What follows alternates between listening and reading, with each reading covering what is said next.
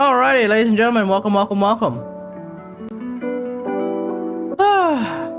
Seems like we have to actually get into a bit of a meta discussion. Not really a meta discussion, but a meta discussion nonetheless. Boom and Zoom. Hey, Gastia, how's it going? Gas, have you heard of the quote-unquote boom and Zoom meta that is currently festering desire, for want of a better word to use? It's currently infesting the player base, if you will. I have now started to see, and I might actually need to make a video about this. AoE stuff? Yeah, AoE stuff. But it's not just AoE stuff.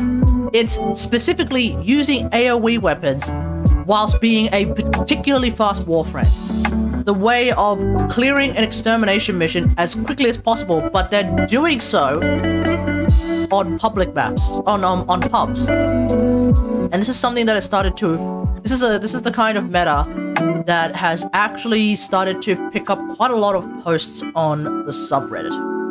A lot of posts from people who don't like it, because when they want to play with randoms, hey DMK, when they want to play with randoms, they jump in expecting to at least be able to participate, but then as a direct result of the boom and zoom meta that currently appears to be existing, though I don't seem to experience it that a whole lot myself, they don't really get to participate. How do you guys feel about the boom and zoom meta that allegedly exists? And I do say allegedly again, because I personally have not witnessed it myself. I can definitely see how some people would be, or rather how a lot of people would get, I thought the boom and zoom was always meta. I feel like it's only started to pick up a lot more traction these days. Like, yeah, explosive weapons as a whole has always been part of the meta for a while now. Your Kuva Brammers, your Zars, your Kuva Zars, you know, Lens to a certain extent. But it's like that. I feel like it's like now I'm starting to see a more of a pickup on the posts about the boom and zoom meta, and it's only now that I actually heard it being called boom and zoom. You know? Uh-oh. Damn near killed myself.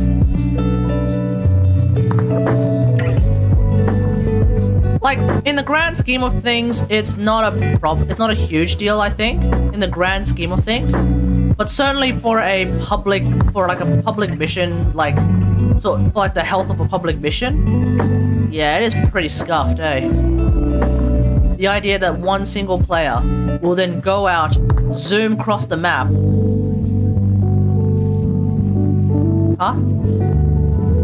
Sounds like they need to get better at boom and zoom. It's not a new meta, and it's not even a new thing. It's not that the problem is more for the people who are not using boom and zoom. And I'm seeing an increasing amount of posts that I do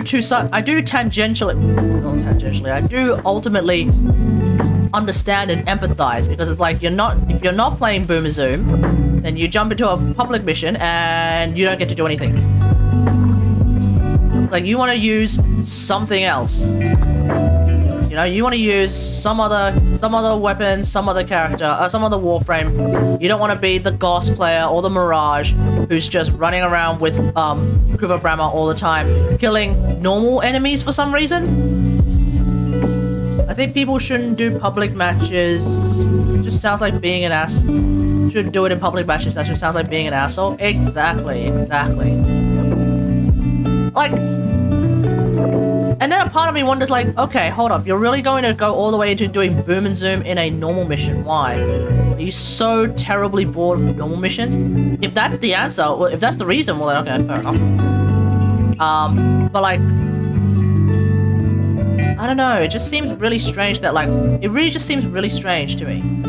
The concept that one player could just go off, like, way ahead of the map, in the map, way ahead to everyone else, proceeds to, like, kill everything, right? Proceeds to kill everything, and the rest of the players in the team, because it's supposed to be a team, by the way, the rest of the players in the team get nothing.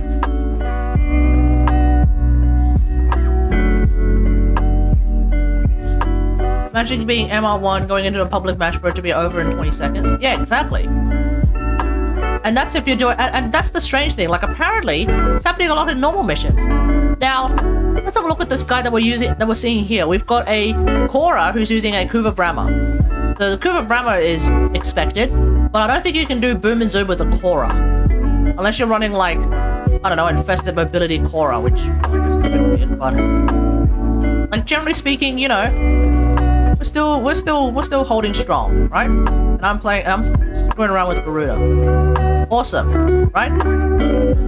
In my experience with Steel Path missions, boom and zoom doesn't happen that much. But when it does, I feel like at some point, like, it just gets really silly. In the end, of course, I will never. I mean, yeah, I might play boom and zoom just by accident. That's just me playing, like, Mirage. That's just because whenever I play Mirage, I want to play. Oh my god, I can't use my abilities. Why?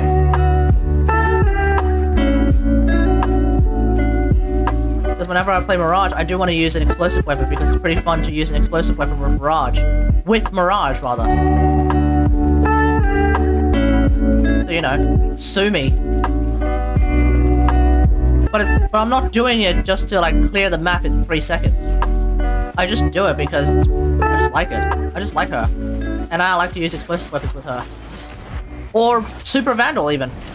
Just flood the map with as many like bright bullets as possible. That's where I'm at.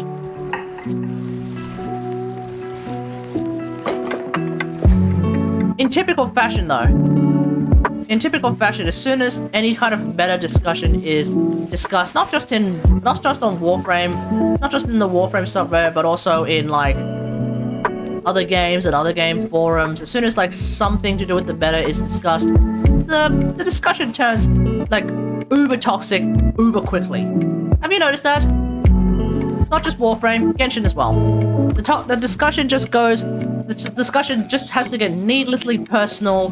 We have to start using like needlessly negative terms, just to not to necessarily describe the topic at hand, but just to describe the people who are discussing the topic at hand. Oh, you think the game is fine? Oh, you're a fuckhead. You're a fuckhead copium schmuck. Why don't you go and touch some grass? That's usually what happens when these kind of discussions happen. It really just... It's like part of the reason why I don't care about the meta. Boom and Zoom's the meta. Spin to win's the meta. Yeah, you ain't gonna see me doing that. I don't want to get carpal tunnel just constantly doing crouch attacks. And then of course, you know, at some point the quote-unquote boom and zoom meta, that shit's gonna get nerfed. You know it, I know it, everyone knows it. And then of course we'll get the next part of the absurdist discussion. I can't wait for this part. Oh my god, DE, why do you nerf everything? Well, stop nerfing everything and buff things, man! If you don't want us to do a boom and zoom meta, buff everything! Okay, hold on, relax, everyone. Let's just chill for 1 second. He only made it so that, like, you're slightly slower, and your AoE weapons have slightly less damage range. Slightly less of an explosive radius. Okay, everyone just chill for a second. They only just nerfed it by a little bit. Oh yeah, but they nerfed it by a little bit, so clearly it's dead. Absolutely useless, and D doesn't even know how to play their own game. That's usually what happens. That's usually the discussion that we always see. We've seen it before with, like, Mark for Death. We've seen it before with Spin to Win. Oh, they slightly nerfed Spin to Win? Yeah, exactly. Oh, they slightly okay, they didn't really... Okay, I guess they sort of nerfed. They sort of nerfed, what is it? What even is that mod called again? The mod that I don't really use anyway. Didn't really use anyway, but then, like... You know, what was it called again? Oh god damn it, what is it even called? Do you remember what the mod, the actual Spin to Win stupidity mod? What the hell was it called again? It was like, bloody hell, why am I blanking on this name? Hang on, I'm gonna swap over to Mag. Maiming Strike, thank you. Yeah, it's like, oh yeah, this sort of nerfed Maiming Strike. Completely bloody useless now. Oh my god, D, why would you do this? Stop nerfing everything. Start buffing everything. It's like that. The devs did this to themselves though, because the way they developed it, because of the way they developed the game, but also the game's been out for so long, it's hard not to end up like that. Oh yeah. Oh yeah. Yeah, to some extent, yes. It also doesn't help that they released weapons like the Kuva Brahma, that as soon as it came out and as soon as I touched it, I was like, okay, this is way too overpowered. Like, I'm pretty sure as soon as I tried the Kuva Brahma, I think the first thought I had in my head was, yeah, this is way too strong. You mean to tell me we have here an explosive weapon that does tons of damage, and its only weakness is the fact that it has next to no ammo? Its only weakness is that it has next to no arrows in its quiver. That's the best you could do to balance this weapon? Warframe is what it is. Hey, yeah, in Warframe it is what it is, exactly. Take it at face value and don't read too much into it. Oh yeah. 100%. 100%. The problem is, right, there's only a handful of people who are like you and me. Who are like, oh, okay, cool. That's the meta. Like, I give a shit. You know, we're not going to read too much into it. We're just going to continue to use whatever we want to use. The problem is, you have, you know, 90... I'm going to take a wild swing and say about 85% of the community actually do read super duper into it. And when they read super duper into it, we get... Oh, hang on. Why am I not using my mower again? Oh, that's right. when they do read super duper into it, suddenly at least 50% of those people are just going to constantly use spin to win, or constantly use boom and zoom, or constantly use whatever the next meta is going to be. And as soon as someone says, "Oh, gee, you want me to use the meta? Oh, but I like using what I like." Oh my god, why? Why are you doing that? Do you not even know how to play the game? Do you not even know how to play the game? You'll get that. Or, "Oh my god, but the reason why you don't want to do that is because you want to go up against level cap enemies and spend 5 hours getting to that level cap, or 3 hours, and then that's why you need to do boom and zoom." That's why you need to do boom and zoom, by the way. It's never, "That's why you want to do boom and zoom," or "This is what boom and zoom can do," or this is what spin and wind can do. So, I'm just telling you what it can do. Feel free to use whatever the hell you want. No, it's you need to use boom and zoom. If you don't use the meta, you're an idiot. And if you're an idiot, I get to laugh at you for being an idiot because you are not conforming to the great grand meta as prescribed by someone? People who get angry at the meta and cry about buffs at it. Yeah, I know.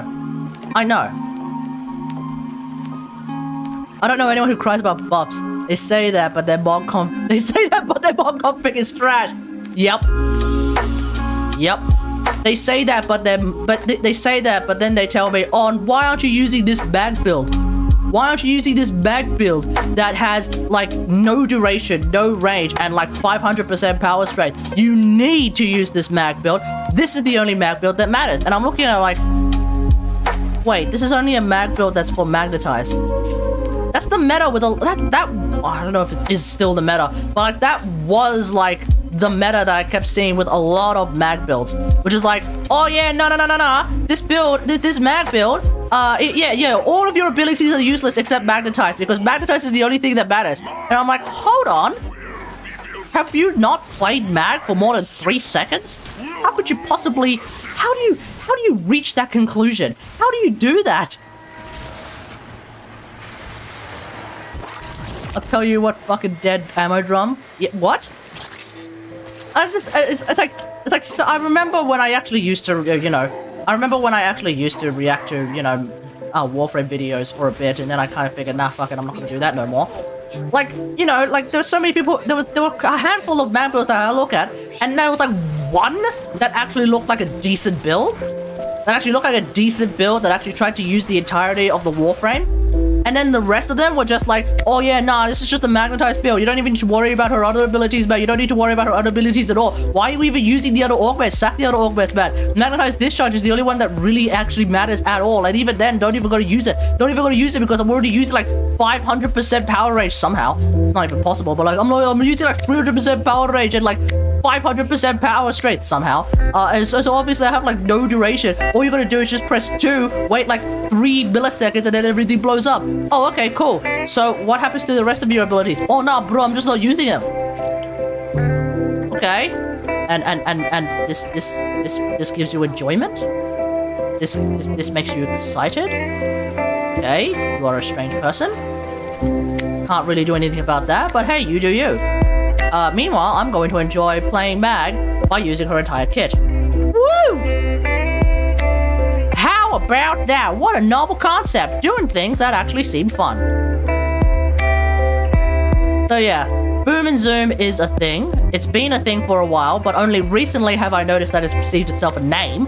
And I feel like a meta doesn't become a meta until it gets a fancy name, like spin to win, like boom and zoom, or in Genshin's case, like Morgana, or Sukokumon, or just using Benny, I guess. But like, until a meta gets a fancy, and generally, actually, okay, I say fancy, but what I actually mean is stupid. When the meta finally gets a stupid sounding name, that's when it truly becomes the meta. The meta is not the meta until it receives a stupid name. And honestly, the more meta it is, the dumber the name becomes. Boom and zoom. What lyrical Shakespeare-esque genius came up with that name? That's my question. That's the only question on my mind. Boom and zoom. I mean, hey, points for making it rhyme. Damn.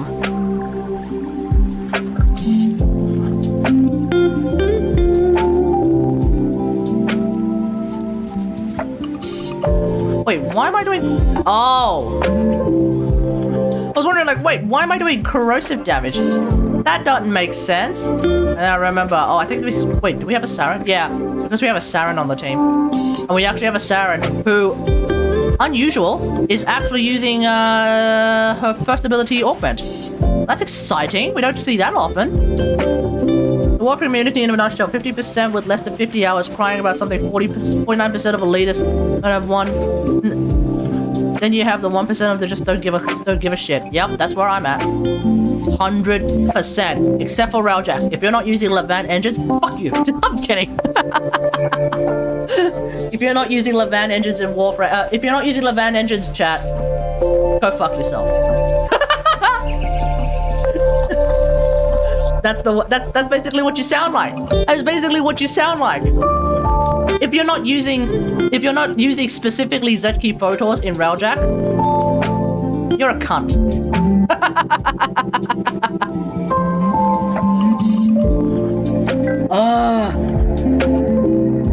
But then we wonder why Wukong was the most played Warframe by a country mile. You're using Railjack, clearly not a... Oh, true! True, the fact that I'm even in my Railjack clearly means I'm not a veteran. Just hand in my veteran badge.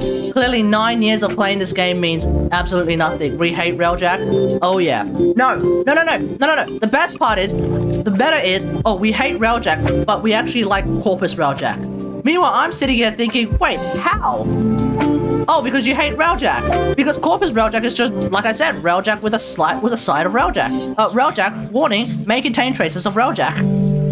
Use your Arcwing. Okay, if you... No. To me, if you somehow manage to use your Arcwing in a Railjack mission and succeed, I need to study you as a specimen because I have no idea how you're able to do that.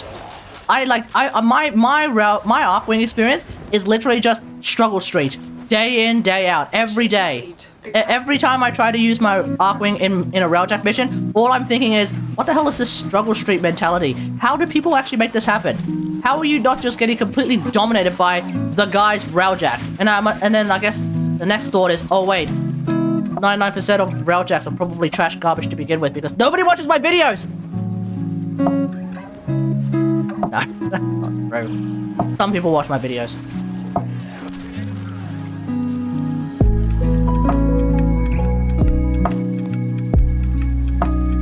But yeah, that's the meta, folks. That's the meta. Yeah, this is why I don't like this Katagari guy. He's really, really condescending and he's a bit of an asshole. I'm sorry! That's what happens when any discussion of the meta pops up. It's not even this. It's not just this game. It's Genshin. It's any game that is essentially not PvP. If you're going to unironically spend so much time discussing a meta in a non-PvP game, I don't know who's the bigger asshole here. Me, the guy who's just laughing at you for actually spending the time and energy yelling at people for not doing precisely the thing that you do, or you, the guy who's trying to implement getting people to do something in a game that doesn't even have PvP in the first place. In other words, it doesn't even matter. Your message was just... I keep getting your message wasn't posted.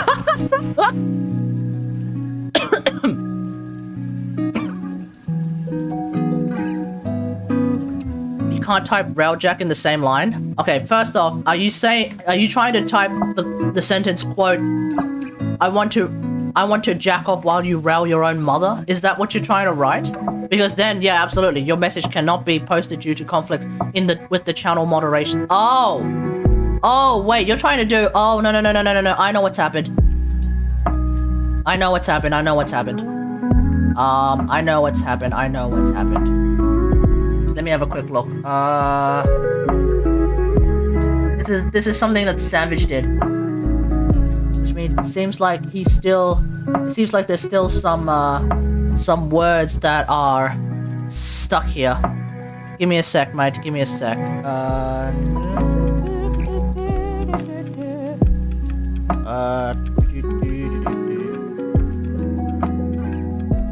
Alright, it's because I banned the phrase Railjack sucks. Yeah, that's right. If you come to a Katagari stream, you're not allowed to say that Railjack sucks. If you say that, banned. Banned. 100%. You're not allowed to say that Railjack sucks. If you say that, if you come to my stream and you say anything like that, nah. Guillotine. You get guillotined 100%.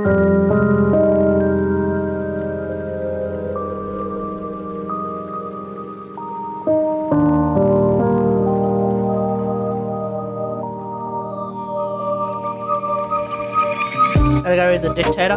Hey, this is the Democratic People's Republic of Katagari, also known as the DPRK. Do you know what else is called the DPRK? That's right, Democratic People's Republic of Korea, also known as North Korea. That's right, I am the Kim Jong-un of this stream. You say anything even slightly out of line, you get guillotined. There is no freedom of speech here because I'm not even American. I'm not even American, and that's the best part. I'm Australian. We technically don't even have a freedom of speech. We technically don't even have a First Amendment because our Constitution. Well, nobody's read it. It exists. It's there. I don't know what it says, and neither do you. And that's the deal. Which means there's no such thing as a First Amendment until someone shows me what the actual First Amendment of the Australian Constitution is. And even then, we're technically not in Australia. This is the sovereign nation of the Democratic People's Republic of Katagari. So you know what? Neck yourself. That's the deal. Don't neck yourself. That's a joke. So naturally, you know, no freedom of speech because, you know, we're not the land of the American. I'm not going to give you freedom of speech because you don't have that. What? Okay, that's right. I'm going to swap back to Garuda. I'm not going to give you that freedom of speech because if you have that freedom of speech, you're going to run around and say, oh yeah, but Railjack sucks. In which case, boom, guillotine. There we go. That's what you get for talking shit. Exactly. When enough people kept spamming, oh yeah, but Railjack sucks. Oh yeah, but Railjack sucks. Well, like just three people. But at that point, I was like, enough. Guillotine. Notice how I'm saying guillotine, not jail. Guillotine. When are you gonna try the? Oh, I actually did. It's actually pretty good. I actually did. Strangely enough, I tried that out this morning, just to see what the whole hubbub was about, and yeah, it seems pretty good. I don't know how. I'll need to investigate that a little bit more, but I suspect it might be more of a function that the Natarok is so strong that even electric Natarok is also very strong. I don't know. Of course, electric damage being a damage over time definitely helps, and then of course being inside a magnetized bubble, all damage over time in a magnetized bubble tends to do a lot of damage. No, electric does AoE scaling. That too. Yeah. It's just that normally when I see the damage per tick for electro damage, it then gets completely smothered by armor, which becomes a problem. But I suspect that because the Natarok is such a strong weapon, it's possible that the electric damage coming from the Natarok, which I believe the electric ticks are supposed to be, they're supposed to scale specifically off the electric damage, right? So because the base damage of the Natarok is so high, which means when you put in electric mods, the electric damage of the Natarok becomes very, very high. I suspect that might be the case. I don't know. I'll have to look into that a little bit further. Electric mods and the Banes are the main thing. Oh, here's the fun thing. Not even using Banes. I never use Banes, as you may know. So, of course, Banes not even part of the equation. Oh, what you should use... And then, of course, cue all the meta nerds. Like, oh, but you need to be using Banes. You need to be using Banes. What do you mean you're not using Banes? Oh, you're an idiot. You don't even know how to use Banes, mate. No, I just don't want to. I know about Banes. I know how to use them. Just put them on. But I don't want to. That's just it. I don't want to. I've never used Banes now. I've never used Banes before. Why the hell should I start now? Ah?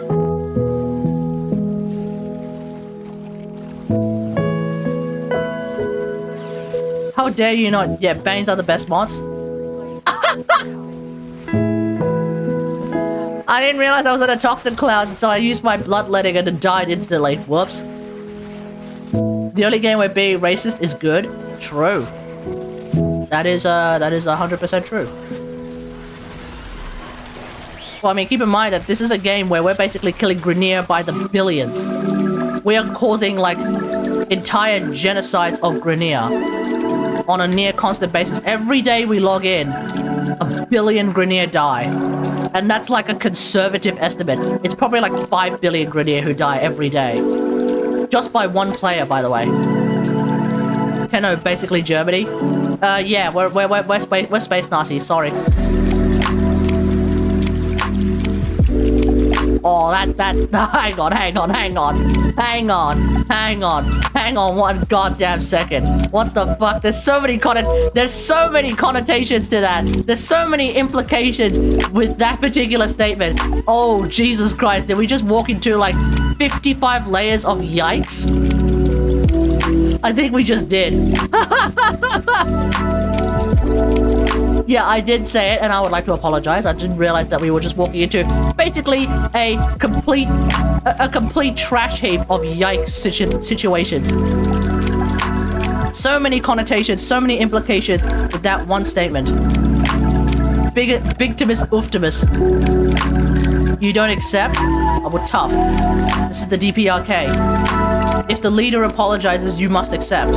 Even if the leader's apology didn't contain a single snivel, you must accept. However, that doesn't go the other way. Doesn't work the other way. If you were to apologize to me for something, I have the opportunity and the liberty to not accept. Because I am the leader of the DPRK. You know? Full-on dictator vibes, let's go.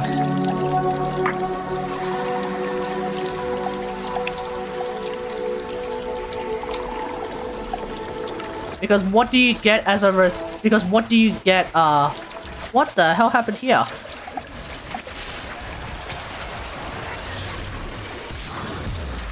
Anyway. I hear I am the and I muted you so I win. But what you don't realize is that I have just unmuted you. Yes, I have that power. And not only that, when I unmute you, and you still can't hear me, when I say that I unmuted you, and yet you still can't hear me, that is because I have access to your ears. I have access to your ears, and I have therefore made you unable to hear me or anything else at all. And that every sound that you claim to hear is in fact just a figment of your imagination. See, I am not just a dictator. I am a god. I, my friends, am a god. That is why you come here to watch me, and me specifically. Both of you. Yeah, I don't like this category. He's very condescending and he's a bit of an asshole, yeah. Yeah, that's why I don't watch his videos, and therefore I won't learn that, like, the meta doesn't matter. Oh, well, it is what it is. Anyway, how's your day been, folks? Gay ass, DMK, how's your day been? Meta lives matter only? Yeah, exactly, right? We must all survive and thrive on the pedestal and the shrine of our Lord and Savior, the meta. The meta is our Lord and Savior. Long may it reign. Literally, actually, that's literally what they sound like. The meta is king, the meta is our Lord and Savior, the meta is our holy text. Long may it reign.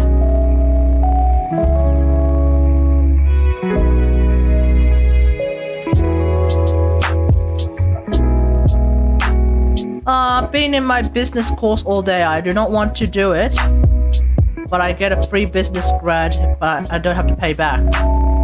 Huh. Oh, okay. So it's a boring business course, but you get a business grant at the end. Sounds good. Wait, business course? So is this like a uni thing? How do you get a business grant from like uni? Suffering from uni group projects where half of the group goes MIA. Bruh, you should be laughing. Only half the group went MIA?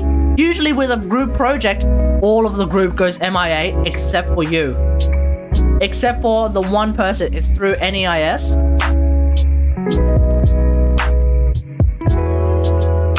NEIS. I think I've heard of that before. New business assistance. Oh, the business assistance. Okay, cool. So basically, you're going through some business assistance, and then you get a free business grant from the government, i.e. the taxpayer, i.e. me. I pay you when I'm the streamer. I'm joking. Yeah, okay, that's cool. But apparently it's boring as all hell. I mean, it's a business course. Actually, you're paying yourself. True. Yeah, technically you're paying yourself, but so am I! Have you tried kangaroo meat? No. I actually haven't. There has never been a point in time where the thought of me eating kangaroo has actually passed my mind. And it's not because I have a huge love for kangaroos or because I'm a vegetarian or anything like that. Obviously not. No. It's just that normally when there is the thought of kangaroo meat, my first immediate thought is, oh wait, there's a steak. Like a beef steak. I'm gonna have a beef steak. You just happen to play slightly more tax than I do? Yeah, probably.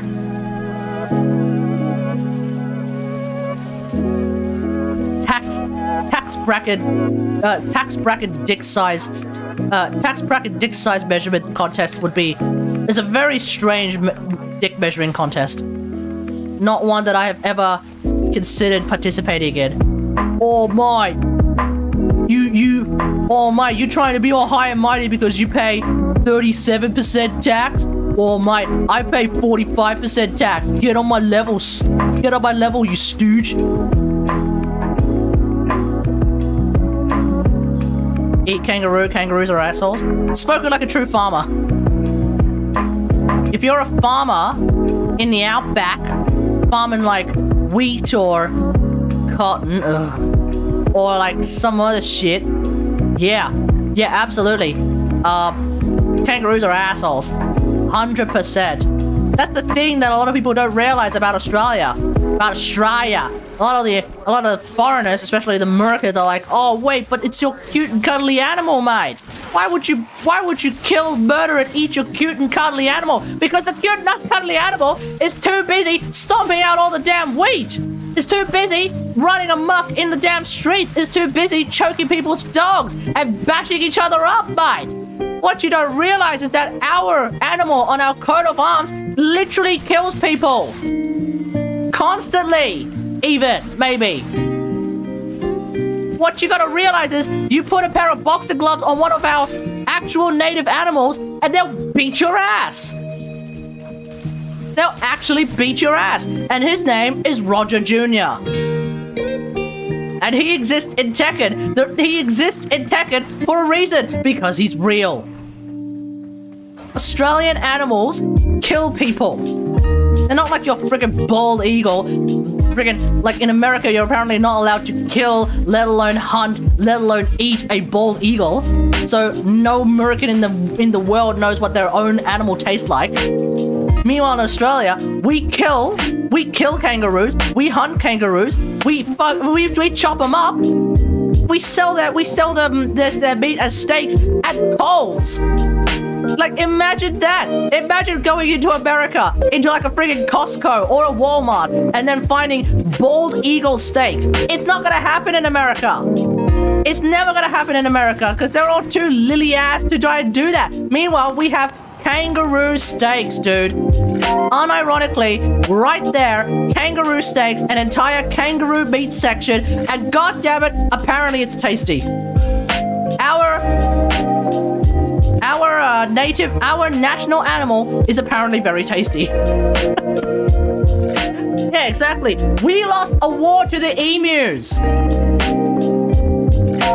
We lost a war to the emus, and they're our national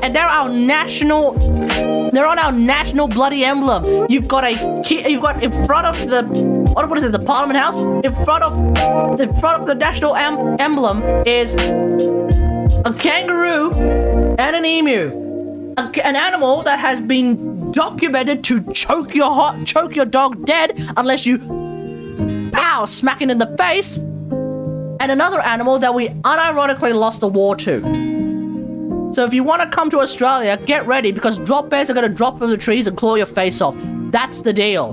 It's what you signed up for when you bought your ticket from the land of wherever the hell you're coming from to Australia.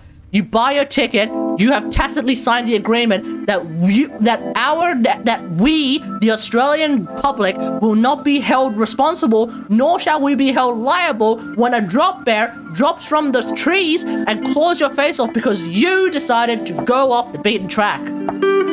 Kate versus Wild when? That was when I was living back in a place called Kalara. I used to live in a house that was right next to a national park. Yeah. They'll drop on you, they'll give you chlamydia, so if you're not dying from the face scars, you're gonna die from the chlamydia as well. That's the deal. Like, when I was living in a place called Kalara, this is like back in New South Wales, up north, a little bit to the east. It's actually in fancy-ass rich people town. I was in a poorer house in a fancier, richer-ish neighbor town, right? It was just closer to my high school at the time. Full of people who were not really that fancy or that rich to begin with anyway. Probably because their parents were super duper rich snobs to begin with, right? But I used to live next to a national park. So every time I would go out to my backyard, there's a snake. There's a kookaburra. There's a drop bear. There's a kangaroo. There's another snake. There's two snakes fucking each other. There's a snake eating a koala right there. There's a snake just wrapped around a tree. That's the thing. Yeah, being poor in a poor area is not that bad, but being poor in a rich area is the worst. Absolutely. When your friends come over and they see your wooden ass house, and they look at your wooden ass house with your wooden ass floors and your wooden ass stairs, and you think, wow, in this town, how does this still exist? Your balcony is made of wood? What the hell is this? And I'm like, yeah. And that house at the time cost like $800,000.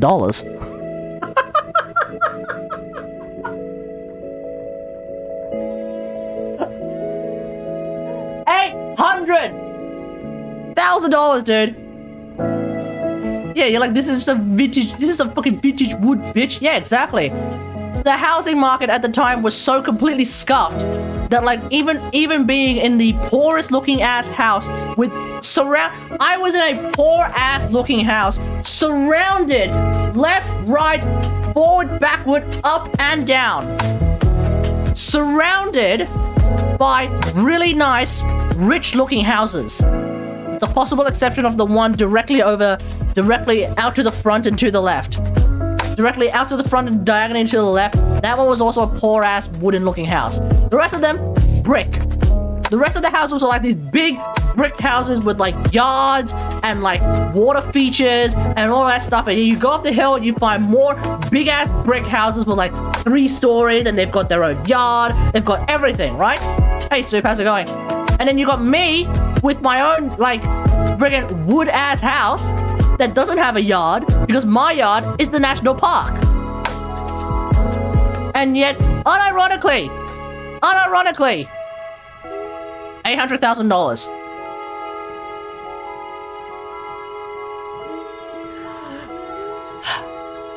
So bloody expensive to live in a house like that. And you know what's the most hilarious part? At the time, it was $800,000. These days, we could probably sell it for $2 million. It's not like we knocked the house down and made a nice looking house. It's still a wooden ass house. By and by, it is still a wooden ass house with wooden ass floors next to a big ass national park, chock-a-block full of snakes, spiders, koalas, and kangaroos who are probably gonna beat your ass any day now. And yet we could probably sell that house for $2 million.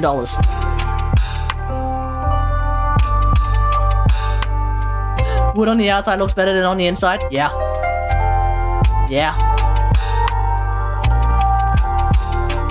The thing about wooden floors, chat, what they don't tell you is that wooden floors make your feet the noisiest, giantess, dumb schmucks in the universe.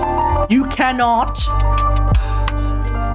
hope to sneak anywhere in a wooden ass house, because them floors will make all of the noise for you. You can have 5 billion stealth, and you could be tiptoeing super duper stealth-like. But that wooden floor is just gonna give away your position like a goddamn sonar.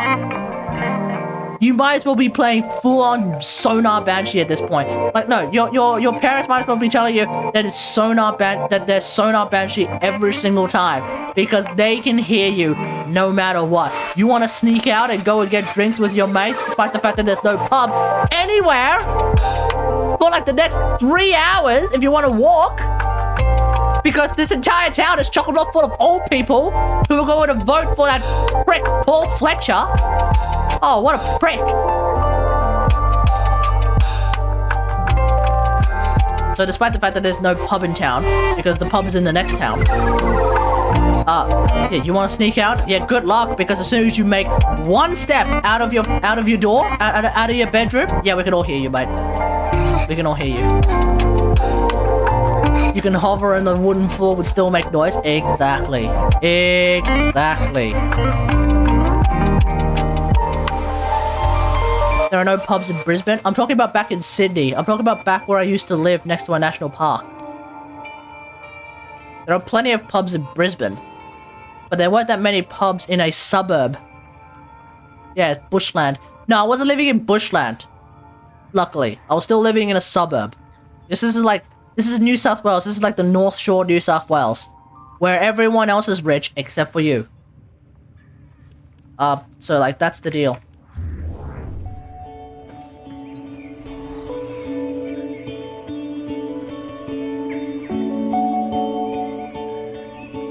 I used to live in a town where there was just red dirt everywhere. Oh, right. Yeah, I know a bunch of people who have country town stories. Of kids who go to school for half an hour and then get arrested because they had drugs. Yeah, nah, I've been there, mate. I've been there. Well, no, I've not been there, but I've definitely heard of stories. Are you from Hong Kong or Guangzhou? Guangzhou. Born in Guangzhou, he says. Born in Guangzhou, slightly raised in Guangzhou, and then I went to New Zealand. So, not really raised in Guangzhou at all. What gives me the... Okay, we're gonna do axes first to start off with. Strong winds, red dirt. Dude, you know what's hilarious? In Sydney, right, we actually had... Ever think about going back? Nope. I don't think I'll ever go back. A, because... So I'm a Chinese person? Yes. I am in fact what some people would very hatefully refer to as a Ching Chong Chinaman. Yes, I am in fact a China person, yes. Go back to light the shitty place on fire? No, see, here's the thing. Half of Guangzhou... So here's the thing about Guangzhou. The history of Guangzhou, as told by my parents, is that for the longest time, all of Guangzhou was a complete shithole. What they then did was they decided to take the most shittiest part of Guangzhou and they actually built it up to be a standard city. And when I last went there, like after I went to Japan, yeah, that part of Guangzhou actually looked pretty nice. Not gonna lie, that part of Guangzhou actually looked pretty nice. And so what they're hopefully going to do next is they're going to take the other half of Guangzhou, the half that my folks live in, and they're going to rebuild that and then make that really nice, and then Guangzhou will be an actually nice place to live, or potentially a nice place to visit. So GSD, however, if you want to actually visit Guangzhou, I would give it another 10 years. Well, maybe not 10 years. I'd give it another 5 years. Because I think they're still finishing up the other half of Guangzhou, and then they're going to start rebuilding the other half of Guangzhou. Does that make sense? They're gonna try and finish off the half of Guangzhou that looked shit and now isn't shit, and then they're gonna fix the half of Guangzhou that currently looks shit, hopefully to not actually look shit anymore. Commit genocide? No. The people are still there. The people are still there. but there is certainly one half of Guangzhou that looks like it's still stuck in the 1850s, and then you have the other half of Guangzhou that actually looks like it's at least in the 2005s. That's how I feel about Guangzhou. Will I live there? Probably not. For one thing, my Cantonese is still scuffed. My Cantonese is barely possible for like people living here, let alone people living in Guangzhou.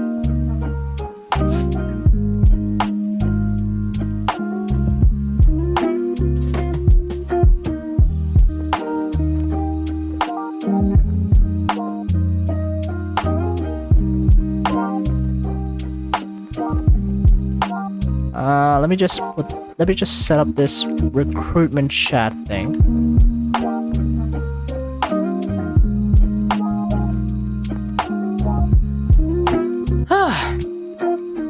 But yeah, that's basically where we're at right now. There was actually, you know what's interesting? There was actually there's actually some sort of a, survey that was done on the Warframe subreddit about Warframe loot. So I want to have a quick look at that about Warframe loot and how people feel about Warframe loot. So it looks like it looks like most people use farm resources with at least one loot frame, which I guess makes sense because I mean that's like one of the easiest ways to farm resources. And then of course around 53% of players also use resource boosters, of which I am one of them. And then 52% of the players also use a Smedekovat, which I don't do. And then only 25% of the players only do it as steel paths, which means a lot of people tend to farm resources in normal missions, which I find to be just so boring. And then 16% of people actually do it with a full squad, 14% of which only do it with a full dedicated farming squad, so that's actually pretty hilarious. I don't think I've come across anyone who's unironically been asking for a dedicated farming squad per se, so I definitely don't see any of the of this 14%, that is for damn sure. Otherwise, we've also got what? All right.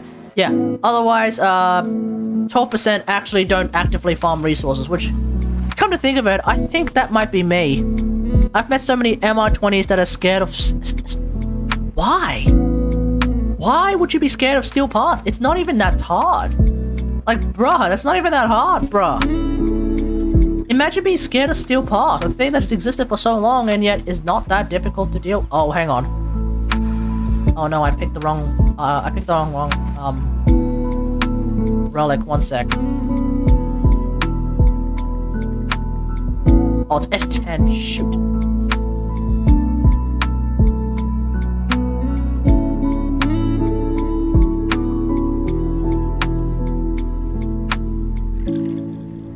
Oh wait, which part does it give me? Nagantaka Prime Barrel.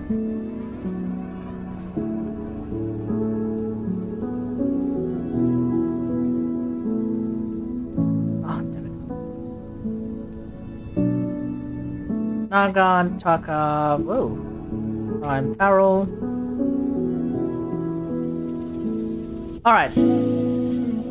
Yeah, so I think I actually don't actively farm a whole lot of the resources these days, although I do need to start farming some of the things that I need for biomass in, Thingo. I'm heading out, I need to sleep and pretend I don't exist for a while. Alright, see you DMK, thanks for joining us. Where should the majority of loot come from? So, most of us are saying that enemy drops, and I do agree. And then some of us are saying mission rewards. A handful of people are saying containers and caches, which I completely disagree with. They're the most annoying to find, honestly. And then, of course, there's like 3 people who are suggesting challenges and Nightwave, which, I mean, you'd have to be really, really into Nightwave in order to actually pick that answer, so, yes. Okay, how important are these as quest resources? So, looks like most of us are saying that resources are not important as quest rewards, and I agree 100%. You do a quest to get the story. You do a quest to do the story, so obviously most people are saying that lore is the most important thing. Very, very good. Cosmetics, gear. Yeah, it looks like gear and lore and cosmetics are pretty much... Yeah, I would agree with that. Decorations, definitely not so much. As much as I like decorations, I would like to just get decorations like from the shop or decorations as part of an event or some other random thing. Absolutely. Alright, what's this? Maximum time you should take to farm a warframe. It looks like this might have been an open question. 7.12 hours on average, with 50% of the responses ranging from 2 to 8 hours. Yeah, and I think for the most part that is the case. The only warframe that takes longer than 7.5. The only warframe I think that takes longer than 7 to 8 hours is Equinox, because Equinox has like so many bloody parts.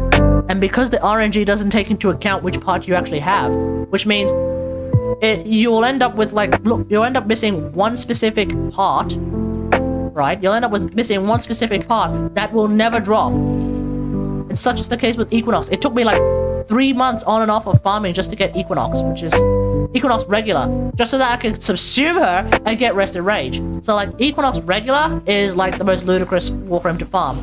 But every other warframe, I think, with the possible exception of whichever one requires... it might be Nidus. Whichever one requires Infested Salvage. Aside from that one, yeah, every other warframe should be relatively quick to farm.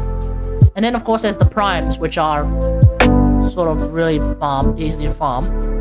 But yeah, Ash used to be really easy to farm. These days, not so much, I think. Right? Because Ash comes from, like, Railjack now, somehow.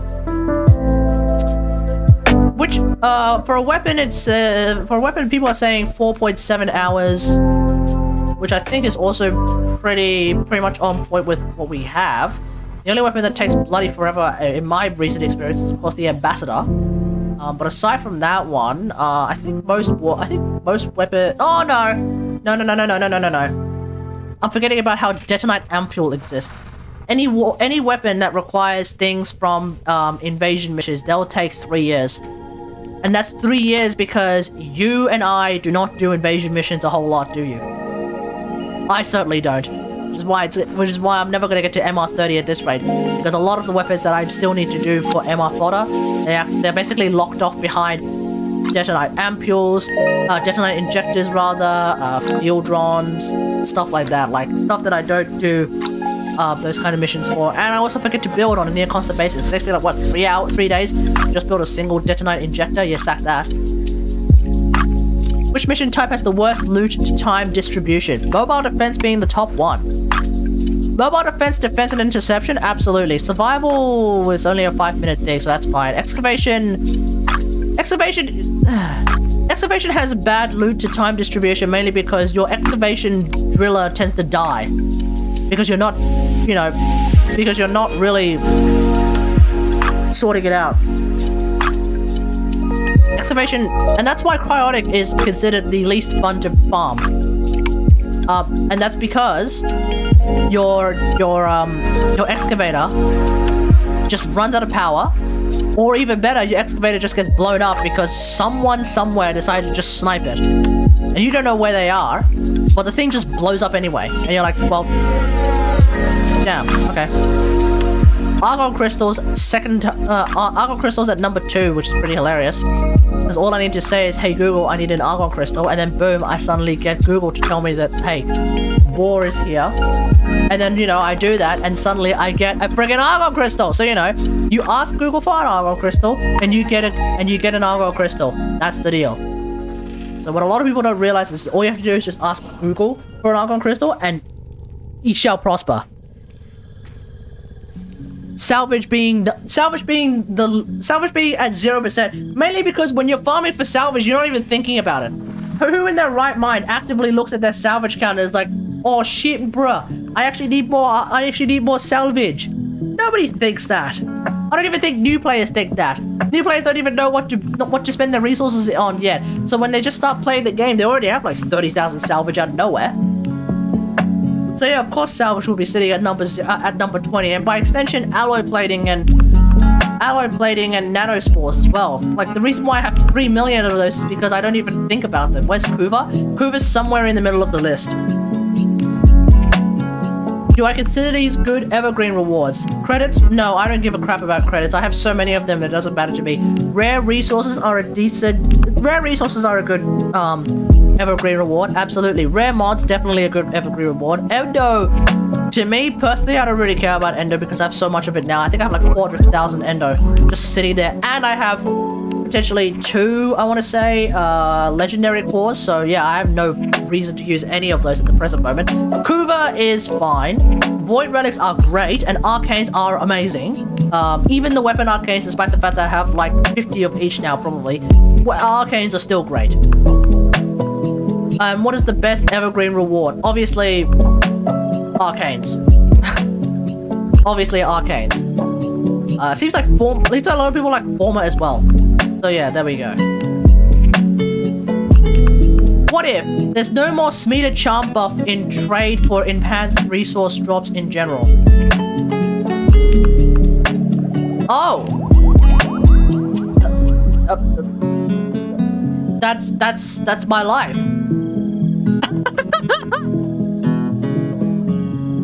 So, remove Smeater charm. First off, oh my DE, oh my god, DE is actually nerfing Smeater Kavats. DE, stop nerfing, you have to only buff. No more nerfs, only buffs, DE. Stop nerfing, DE. Start buffing. Oh my god. Oh my god.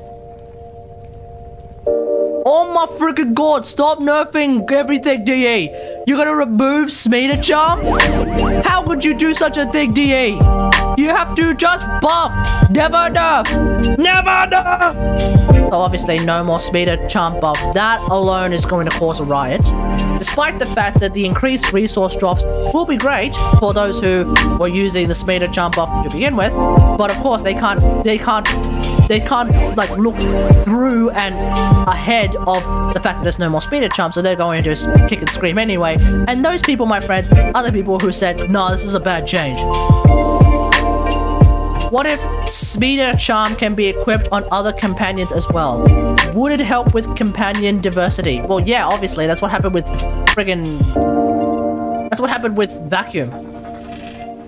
The problem is, you end up with every single companion running the Smeater charm buff. In much the same way that every single pet, every single companion is running Vacuum. So if you basically have a single... They basically have a single, and I do say this, single slot that is constantly forever taken by the Smeater charm buff. I like this idea more. What if they nerf bad because Inara's too bad? Oh, that's it. I'm bringing out my picket. I'm bringing out my, my picket? I'm bringing out my shovel. We're gonna bash some heads.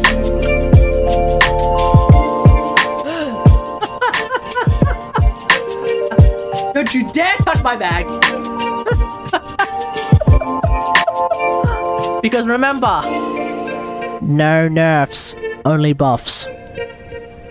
If you even so much as nerf a hair, we will destroy you. That's basically how it works. No, if they decide to nerf Mag because Inaris is too bad, okay. Just be sure to nerf everyone as well. They're gonna have to nerf everyone at the same time. Oh hey Pedro, how's it going? Yeah, keep in mind, guys, keep in mind, if you want to nerf Mag because Inaris is too bad, okay, that sounds like a good idea. Except you're also gonna have to nerf everyone, which means you're going to bring about a big riot. That is like one of those situations that see the absurdity of the no nerf only buff crowd is that when you nerf one thing that is overpowered so that everything can be within some level of balance, the no nerf only buff crowd is expecting you not to nerf the one thing but instead to buff everything else. With regards to the Mag Inaris dynamic, Inaris is the outlier. Inaris is the one that just is so bad that he is the outlier, whereas Mag is sort of among everyone else as being pretty decent, right? So because Inaris is so far behind as a single outlier, outlier, it is at that point that I would say, yeah, no, don't nerf everyone, just buff him, because it's easier to just buff that dude. Whereas the no nerf only buff crowd will then look at something like Mark for Death, for example, a massive outlier in being so ludicrously strong compared to everything else, and then when DE just nerfs the one thing that brings it back into the fold, the no nerf only buff crowd will be like, oh no, why'd you nerf it? So obviously that's where their absurdity comes in. That's how it works. That's basically how that works, folks. So yeah.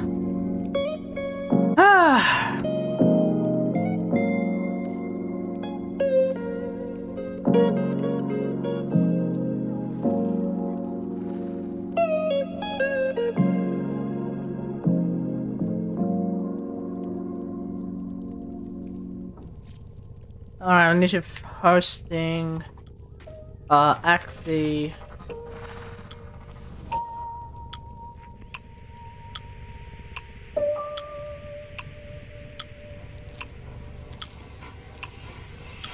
Welcome back, Soup. Welcome back. I might as well just do it myself. It's at that point that I just feel like Thanos. I have to just grab my Infinity Gauntlet. I have to look straight at the camera and say, fine, I'll do it myself.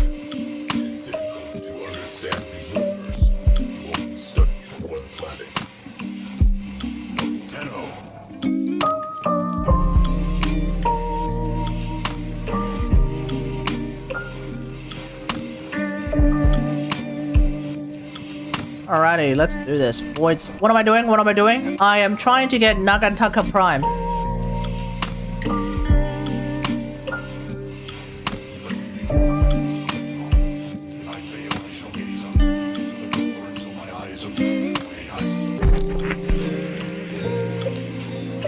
Alright.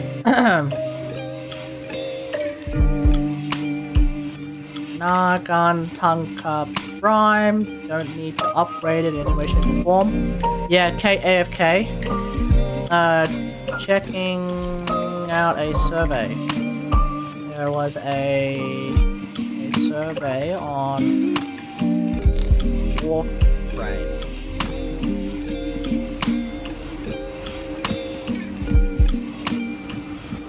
Such a bad look, SMH. Yeah, I know. But we weren't AFK. We were looking at a Warframe survey, which you missed. Because you weren't here. Oh, I don't know, maybe you were here.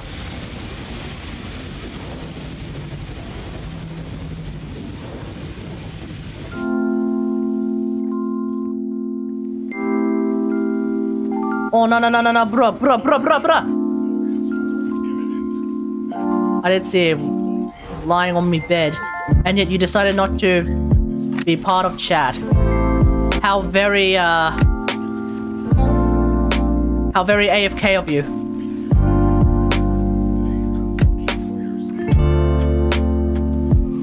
Well, anyway, if you want to join in, we're trying to get Nagantaka Prime. I'm gonna start off by trying to get the common part.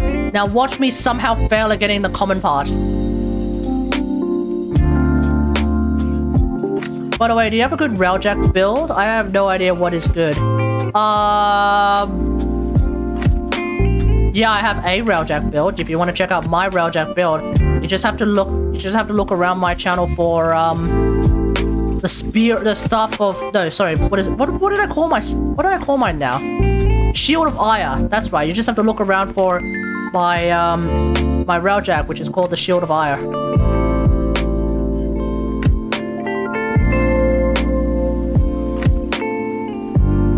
Yeah, Railjack on the other hand, yeah, it is pretty simple these days. You can just use anything.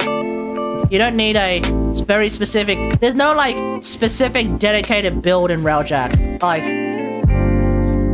Like, especially because, like, Dispensary exists. Am I gonna get Kaz? No. No, I've never held any interest in Kaz whatsoever. I don't think I'm going to be holding any interest now. All the guns I choose are crap? Oh, okay, sure. So, okay, there's a handful of guns that I would definitely recommend looking into. So my favorite is still probably the Carcinox, because the Carcinox has really, really good armor stripping, which is often really, really useful. Like, especially back in, like, you know how, like, everyone was, like, yelling, screaming about, oh, yeah, armor strip. Yeah. Thingamajig has really good armor strip. Castanox has really good armor strip. If you're struggling against those Corpus ships that have their little shield generator things, the Photor is capable of just completely ignoring the fact that there's a forward shield. You can actually just use it to break the shield from the forward side. So that's really cool. Apox still do some pretty decent damage, but they're a bit generic if you ask me. Yeah, it's really about the to me it's about the Castanox, the Photors. The Talons are really powerful as well. They are a great weapon to use for crew members because they're very fast firing and they're also hit scan weapons. So any hit scan weapons, any of the hit scan railjack weapons are really good for your crew members because they'll just basically become A-bots. Yeah. I used the machine gun thingy. You might be talking about Castanox. You might be talking about Talon. Is it the one that has like a very high pitched? It has a rather higher pitched sound. If it's the one that has a higher pitched sound, then you're talking about the Talon.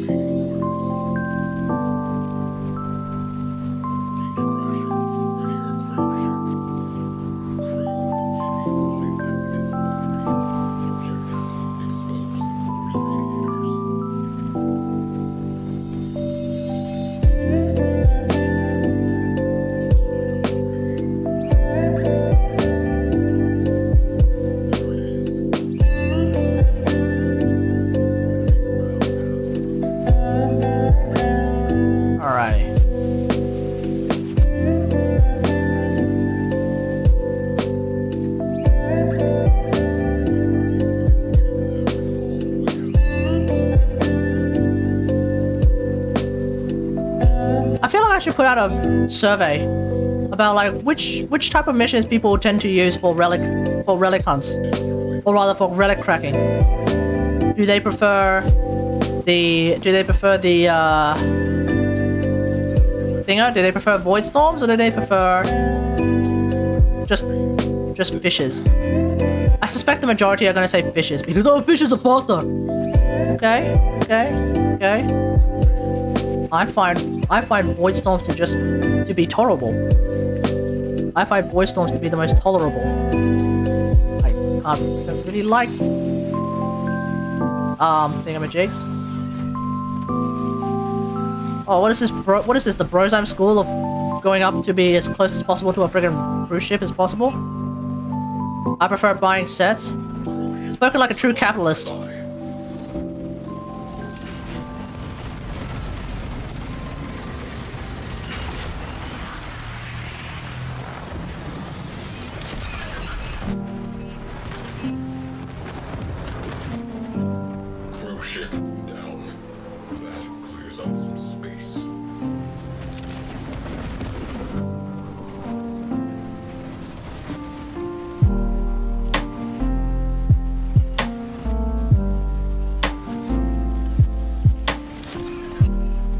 Just a lot of people are, I still think a lot of people are not used to the idea of someone hitting a cruise ship from 25k away. Like this dude, as he just says, he likes to be close, which I understand.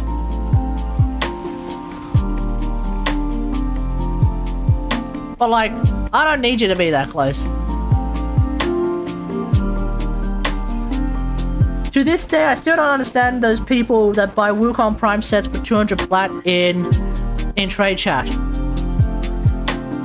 Oh, it's a very simple concept, mate. Wukong is the most popular warframe in the game. Therefore, Wukong Prime is the most popular warframe in the game. Somehow. Ergo, the price, when the demand is high, the price will still remain rather high.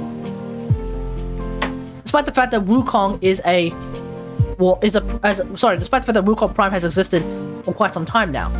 Somehow his price has managed to maintain that level, mainly because the demand is so high that no matter what, is derp cheap in comparison in Warframe market? Right. But that's the thing. Some people don't know that Warframe market exists. much the same way that some people don't know that Katagari exists.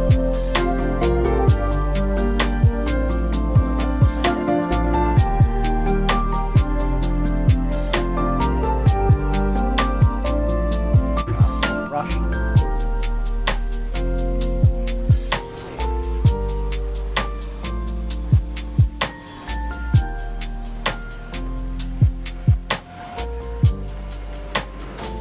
That's more like it. Now my hair feels all nice and fluffy. There we go. Alrighty. Yeah.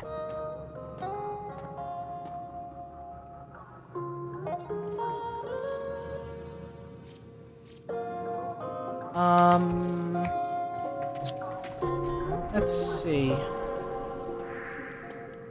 Let's go for the Neptune Proxima. Spy mission, survival mission. Oh, let's make it survival mission. Oh, sorry, let's make it spy mission so that's more fun.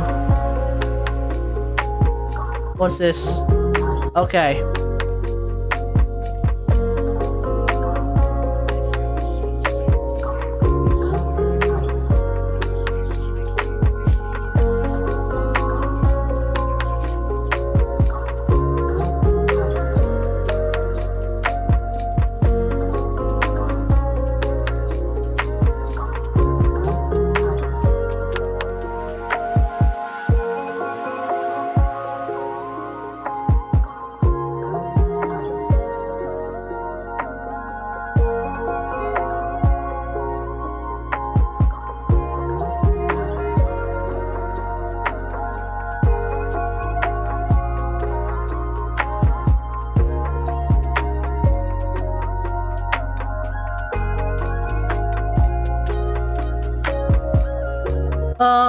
Yeah.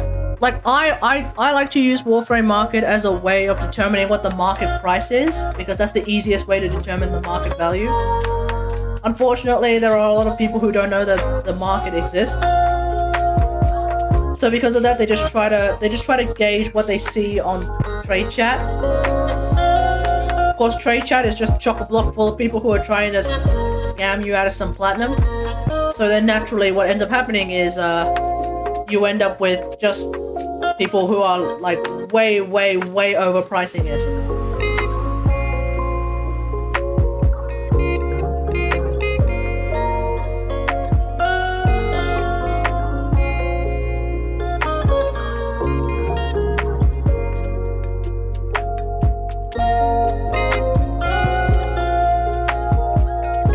Alright, it's just gonna be me and this dude.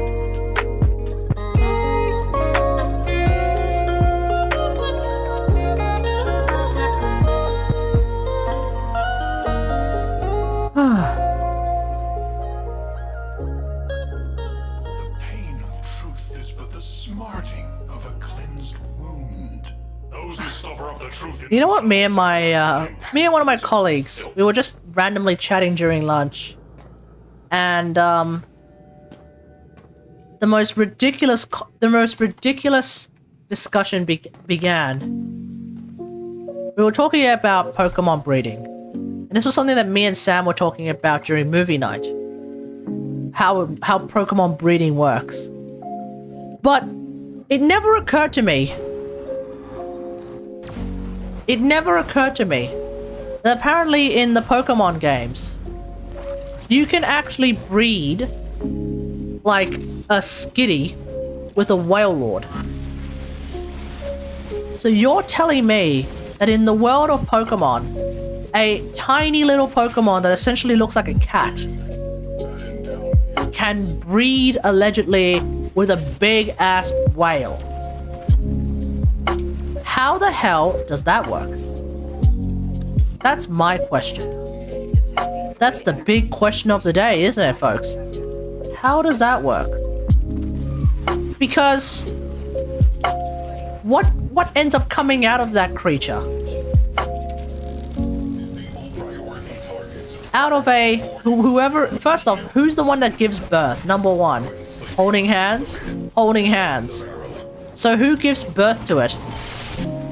Who is the quote-unquote mother in this situation? Because here's the thing. If a skitty and a whale lord breed, how very submissive and breedable of them. But if a skitty and a whale lord breed, okay, and the whale lord ends up being the one that gives birth, okay, that's fine. I guess then, yeah. If it's a male skitty and a female whale lord, I mean, okay, fine. I guess the whale lord should be able to give birth rather easily. But chat, what if the skitty is the one who has to give birth to a whale lord? What if the skitty gives birth to a whale lord? Female skitty, will always give birth to a stat of the same. Oh, okay. Oh, okay.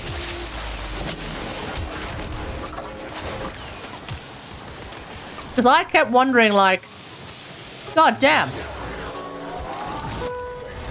What if we end up with the situation where a female skitty has to give birth to a whale lord? That is a dead skitty. I think we can all agree, right? If a female skitty needed to give birth to a whale lord, that, my friends, is just going to result in a dead skitty, and very much a misbirth. That's going to be a failed birth, 100%. No shot can that happen. A whale lord giving birth to a skitty? Yeah, I can imagine that. That should be easy enough. But if the idea is that the female of the species always gives birth to the same species, oh, okay, fair enough then.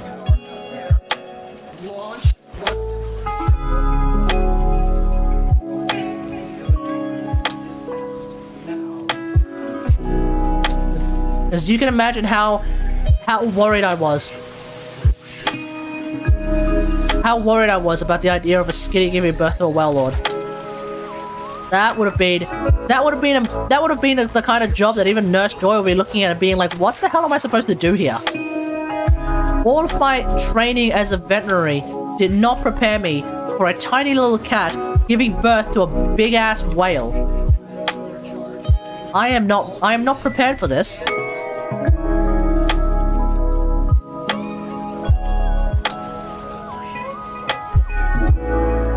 And I don't think anyone would be ready for that. Have you seen Pokemon Private Parts? Maybe it works different entirely from our world. Maybe. But I, for one, have not actually bothered to have a look at Pokemon Private Parts because I, contrary to some belief, am not a furry. Let's soften them up. Torpedoes. I am not a furry. I am not terribly interested in Pokemon Private Parts. Horse porn I am only slightly interested in on an academic sense. Aside from that, Pokemon Private Parts, yeah, that's gonna be a hard no from me, dog.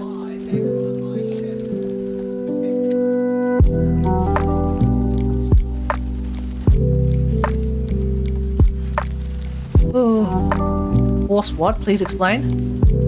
You know how there's like an incredible amount of bestiality porn for some reason? Yeah.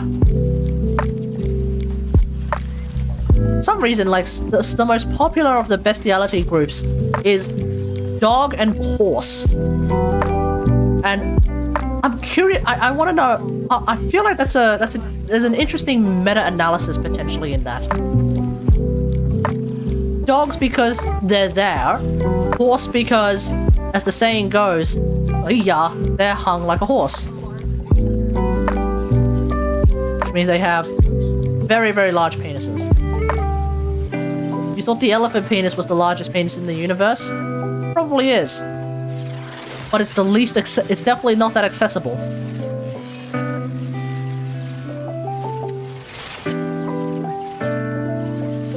Horses, on the other hand, both accessible and I guess accessible, quote unquote.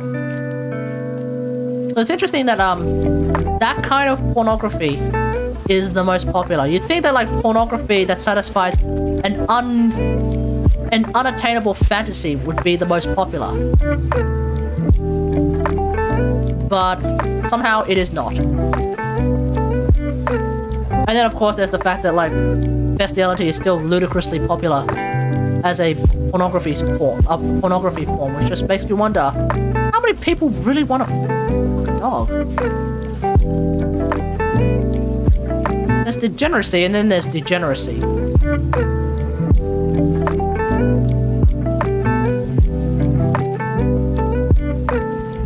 Oh, Internet Historian put out a video, I think it was 3 days ago? Yeah, Internet Historian put out a video 3 days ago on storming Area 51. Very, very well done video. I highly recommend checking it out if anyone wants to. If anyone hasn't seen an Internet Historian video in a while. Definitely worth checking out.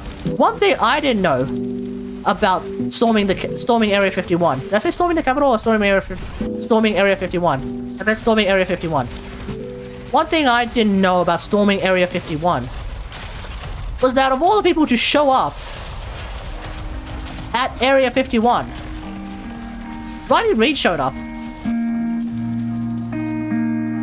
You could have mentioned like a variety of other names of unlikely people to show up at Area 51, and I would have said, oh, okay, cool, they showed up at Area 51. What I wasn't expecting was Riley Reid to show up at Area 51. You mean to tell me that one of the biggest porn stars in the world took some time out of her day to go to Area 51 and just chill? That is really cool. Was not expecting that at all. But does she even technically work in the industry anymore?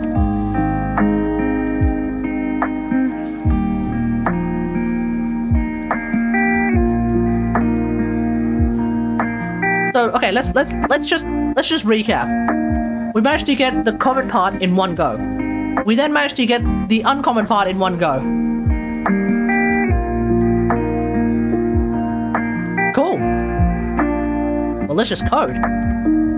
Oh shit, what's malicious code? What is this? 50% chance for enemies within 15 meters to cower in fear for 8 seconds. Oh. Oh. Oh boy. We got ourselves a big one. Wow.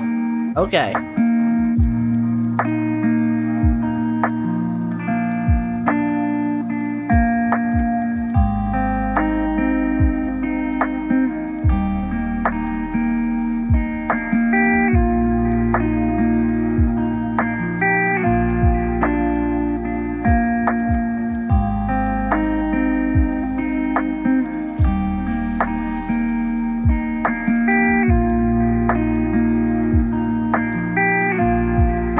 This is turning out to be a very, very successful farm. So yeah.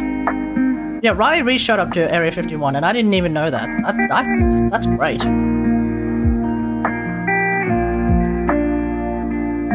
There's a video I want to check out, because our place is now finished.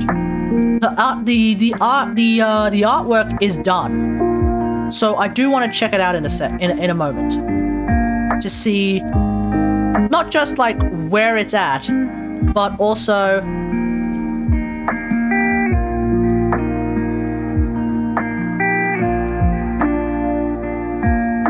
I want to see like where the artwork has ended up being, and also I want to have a look at the video of like the progression of the artwork on our place.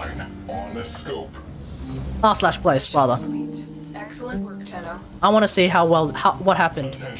Because like there's definitely some things that like were there at the start and then disappeared, and there are things that weren't there that became a thing, and there of course are a few things that I want to see gone.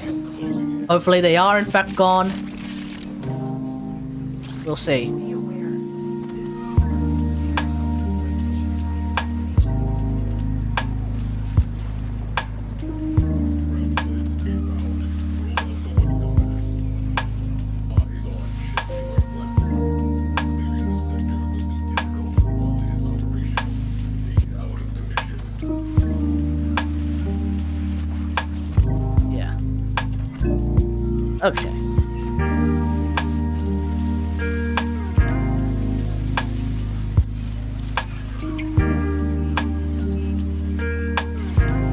look at what else is happening on the Warframe subreddit.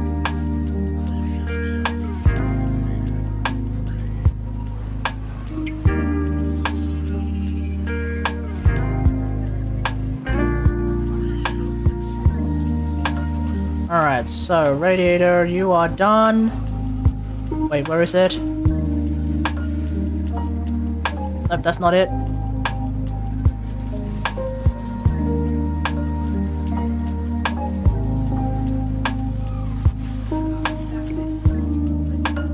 I don't know if a lot of people have mentioned this yet, but it turns out that the Warframe, that the efficiency that you have on your Warframe also dictates the efficiency that you have on your Railjack weapons. So if you just run like a 170 efficiency Warframe, you can actually spam your Railjack abilities pretty quickly. I don't know if that really should be a thing. And man, honestly, I still think that Flux Energy was the right idea. Wait, what? Oh, I guess this is not that common knowledge then.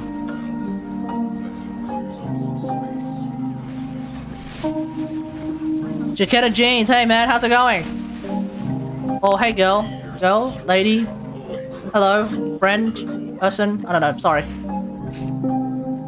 I am Railjack Noob, fair enough. But I wonder how many people would be surprised if I were to tell them. Yeah. How's it going, Jaquette? Or Jaquetta? What should I be calling you? Actually? Jaquetta, Johns, Jeans, Jean, actually. Acting Grandmaster Jean.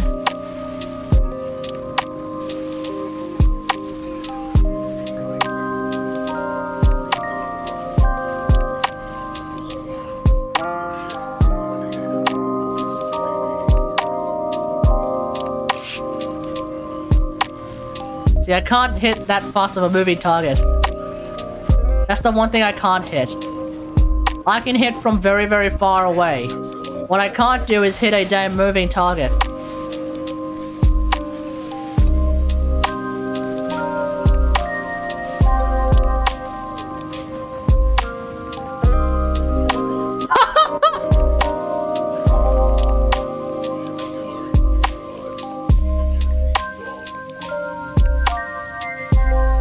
What is going on, dude? Jacket, okay. What is going on, dude?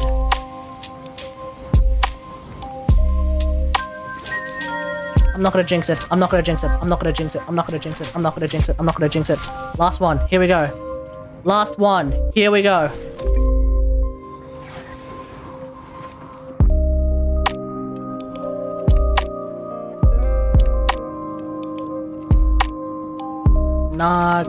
Nagantaka Prime. We need the stock. Okay.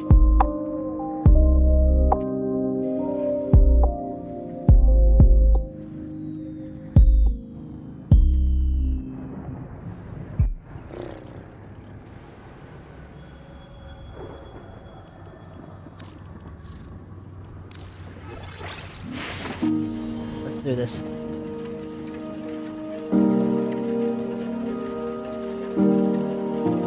This is insane.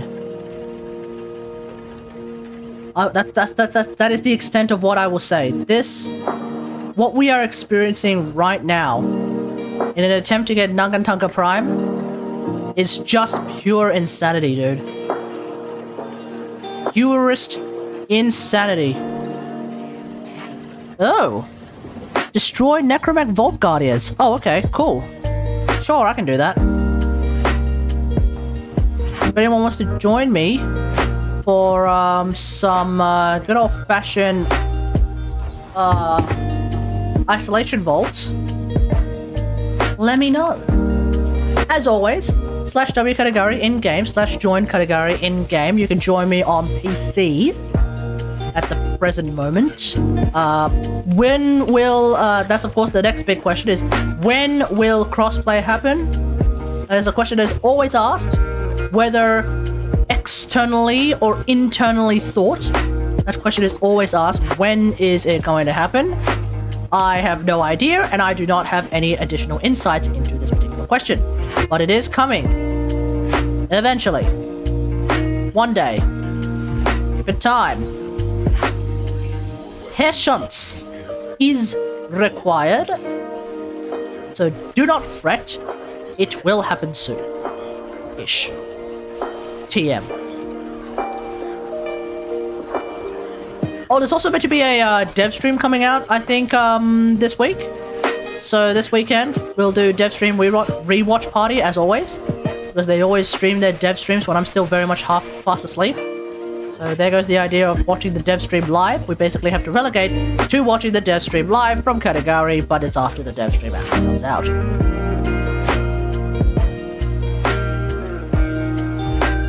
Welcome back! Ooh, that wasn't behind a rock. Excellent.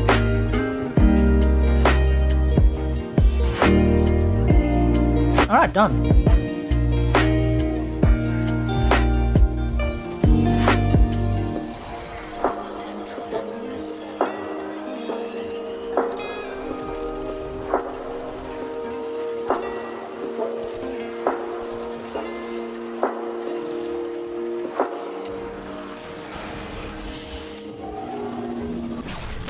Galleon captain down.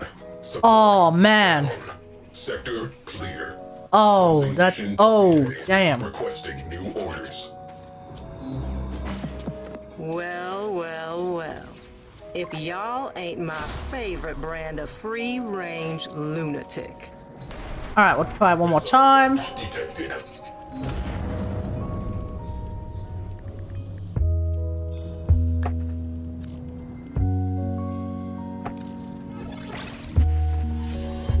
Let's try this. Did I miss an hour and 39 minutes of a category stream? Yes, you did. How could you do that, PB? How could you do this?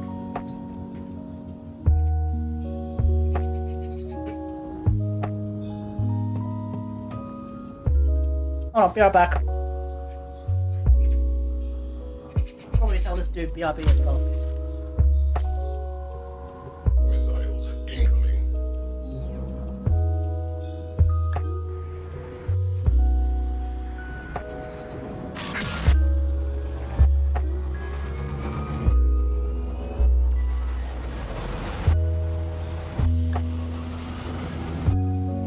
Mission complete. Excellent work, Tenno.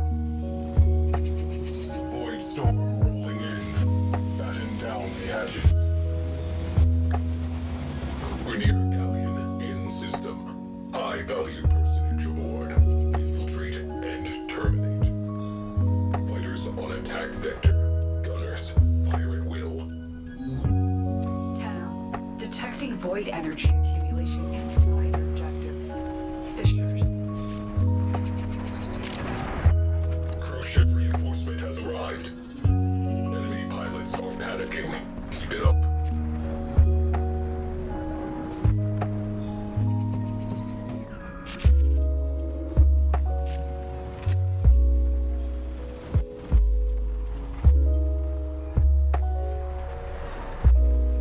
We broke them. Skies are clear of fighter cover.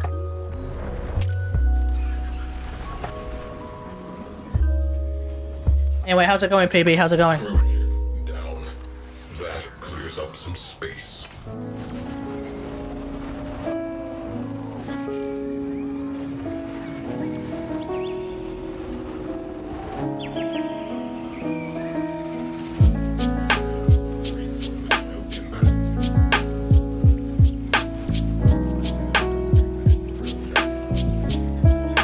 How was your day, PB? How was your day? Been very nice. Unlocking my inner Shimada by carrying as Genji as solo player. And actually winning Master Osnator guy with the Genji taught me the ways. Nice!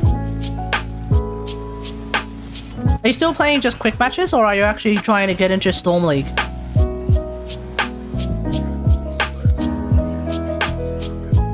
I haven't played Hot in a while. Let's see. No real reason for me to do a Genshin stream tomorrow, is there?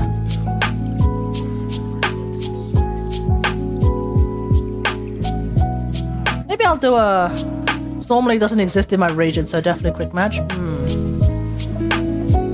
Maybe I'll play some HOTS tomorrow. I mean, why not? Like, I haven't done it in a while. Let's wait for this guy to get to the boss room. Look at this dude doing the friggin' zoom and boom. Oh, already dead. That was fast.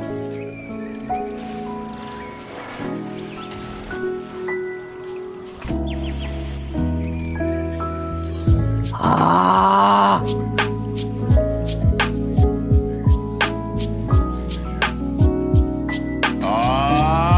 Shuck it, duck it!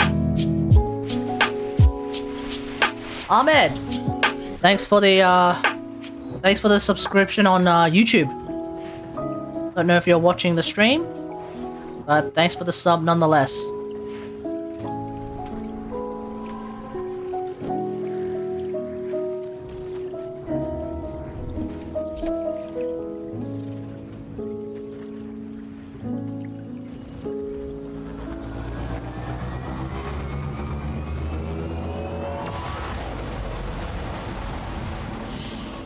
Another job well executed. Is that what I'm about to embrace?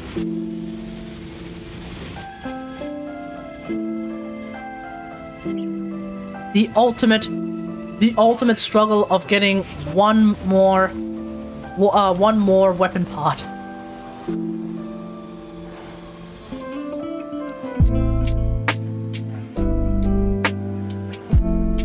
What do you think is the worst English name for both males and females? That is an interesting question. You think Bob is a bad name for males? Yeah? The thing about Bob, though, is that Bob is shorthand for Robert. So, Robert is not a bad name. In fact, a lot of pretty cool people are called Robert. Rob Patterson, nowadays. King Robert, the whatever number is the cool one. You know, Robert's a pretty decent name. It just so happens to be shorthand for... It just happens to get shorthanded to Bob. Right? I don't know how it worked. It just is what it is, right? I think... I've never met a Lanka that I find to be an interesting person. Let's say that.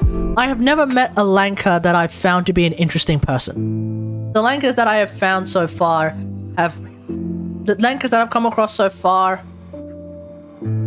I wouldn't really want to associate them at all. Lanka. I think it's like L-E-N-K-E. L-E-N-K-A? Lenka. How the hell does she spell her name?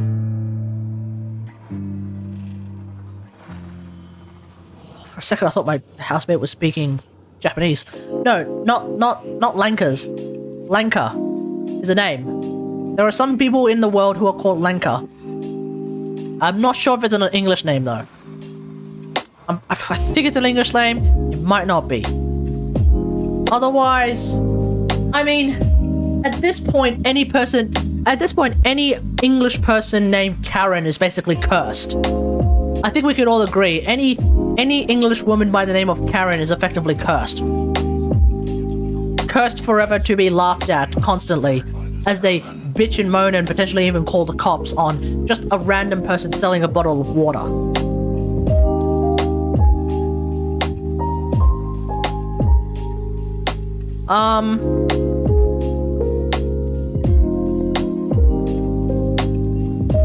Whereas with the guys' names, I mean, in terms of a guy's name,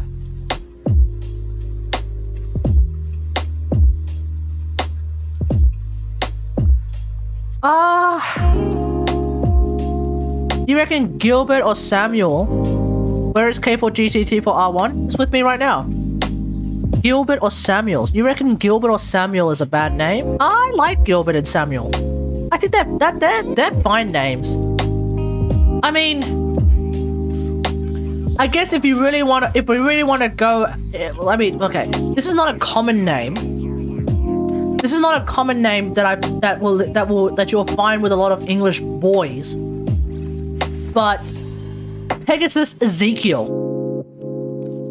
I am aware of at least one kid, man, teenager, person, boy. I'm aware of at least one man by the name of Pegasus Ezekiel. That is a bad name. Because that is a name that is so ludicrously extra that you will be made fun of pretty much your entire life.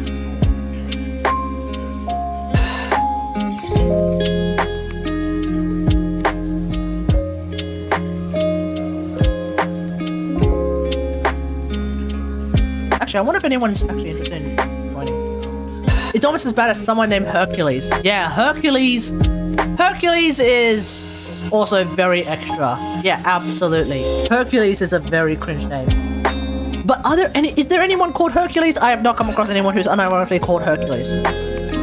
So I cannot say that myself.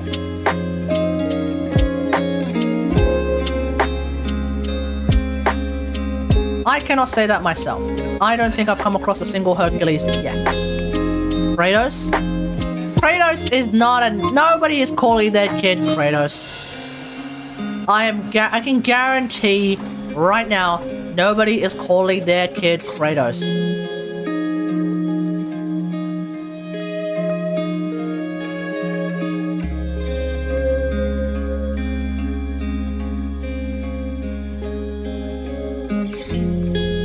Alright, also some people want to do rad shares with Lit Z3. That's tough.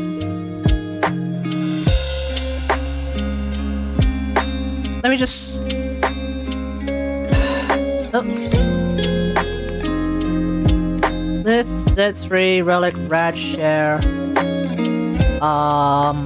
For the... Nagantaka Prime. And I want to say Nagantaka Prime. One other person who wants to join in.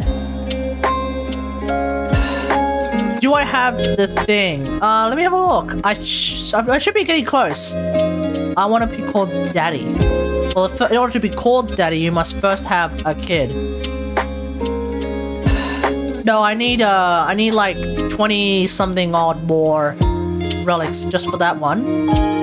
I do have tier 3 ephemera.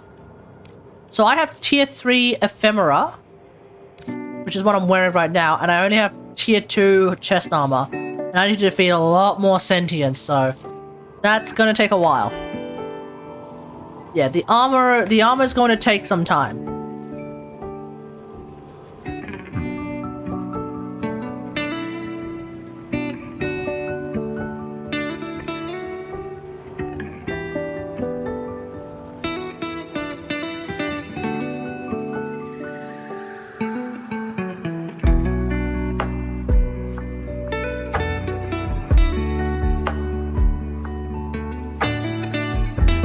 If someone ever gets named Kratos, they would most likely be an adult buff man who just came out of their mother's womb. I mean, here's the thing.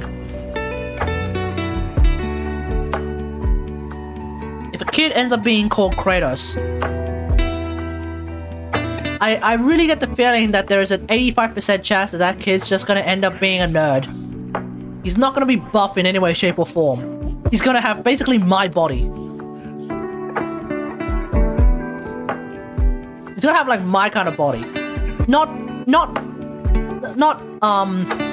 unhealthy,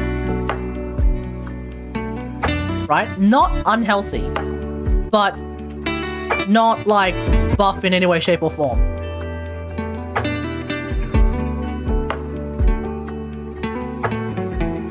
You say that like you're not proud of your body? Oh, I'm not. Well, I recognize my body is flawed in its own special way. In the sense that, like, if I flex, you're not gonna see a whole lot when I flex, right?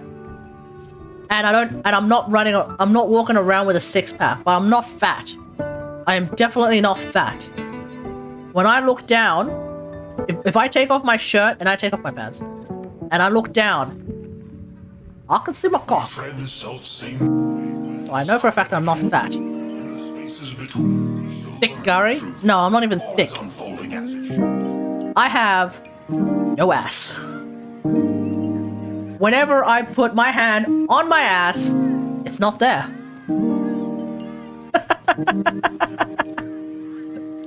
I am not a caked up being, okay? I know, I recognize that, and I have no worries with it. Do it? No. Take off your shirt? No, because I'll get banned off Twitch.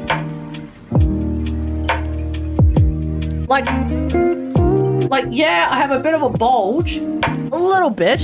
So it's not like it's just flat. But, like, it's not so much of a bulge that I can't see my dick. You know, it's that kind of thing. Show thighs? No. So it's like, I don't have a model body. But I am still, by every definition, healthy. Kate has a dick? Huh. Yeah. Apparently so. Somehow.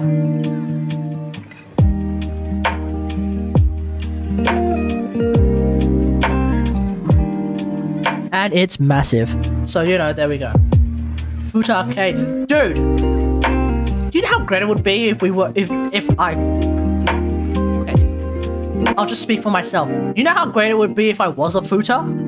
Having both sets at the same time? Do you know how great it would be? When you're wanking and you get to go through all of it and therefore get double so much management.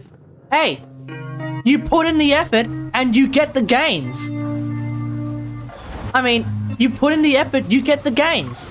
Like, imagine that. Yeah, it's a lot of management. Sure.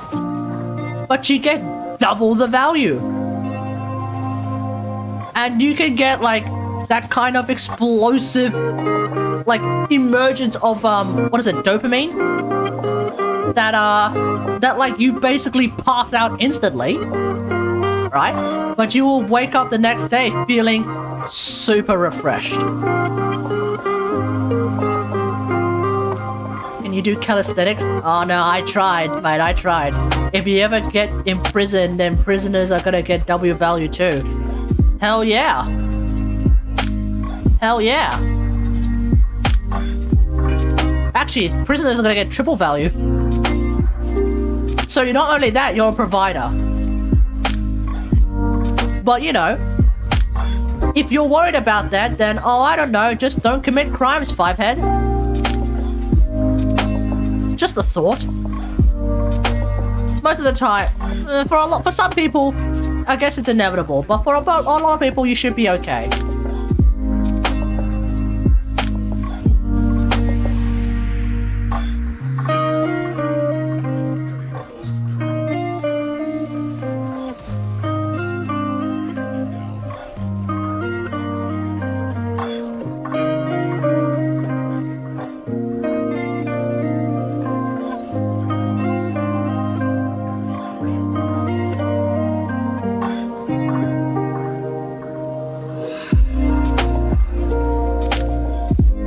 How did this guy just miss a stationary ship? See, that's oh, ay, oi vey, ay ay ay, ay ay ay ay ay ay ay. Okay, are you an expertise with statistics basics? Statistics basics? Might be able to do something. I might be able to help you with that.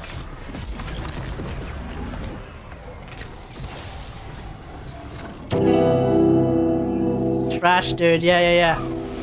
No, who's piloting?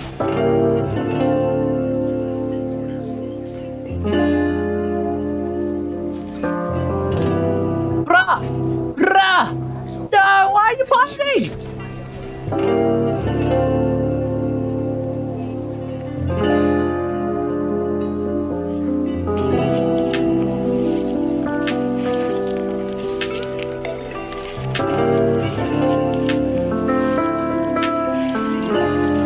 Yeah, I know, right? This is full-on bruh's moment.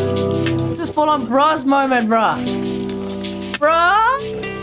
Sniff that. We don't need to sniff their engines, bruh. Ah. Like the worst part is when... Like, the thing is, like, I missed a shot because he kept moving the damn ship.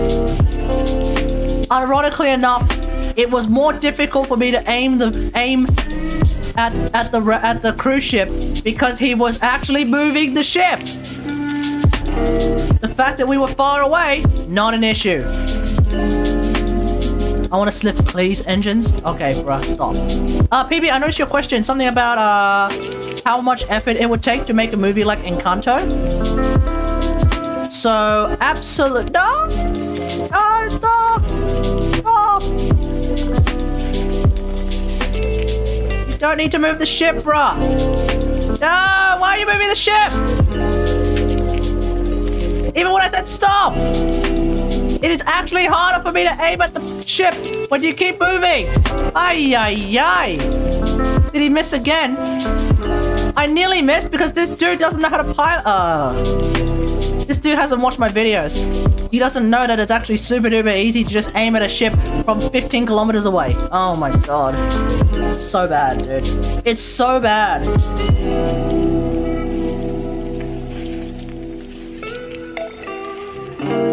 Complete miss. God damn it.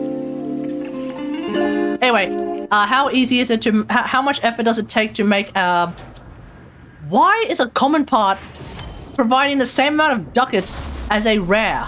Oh, sorry, as an uncommon. But I did say rare. How did that happen? How does that make sense?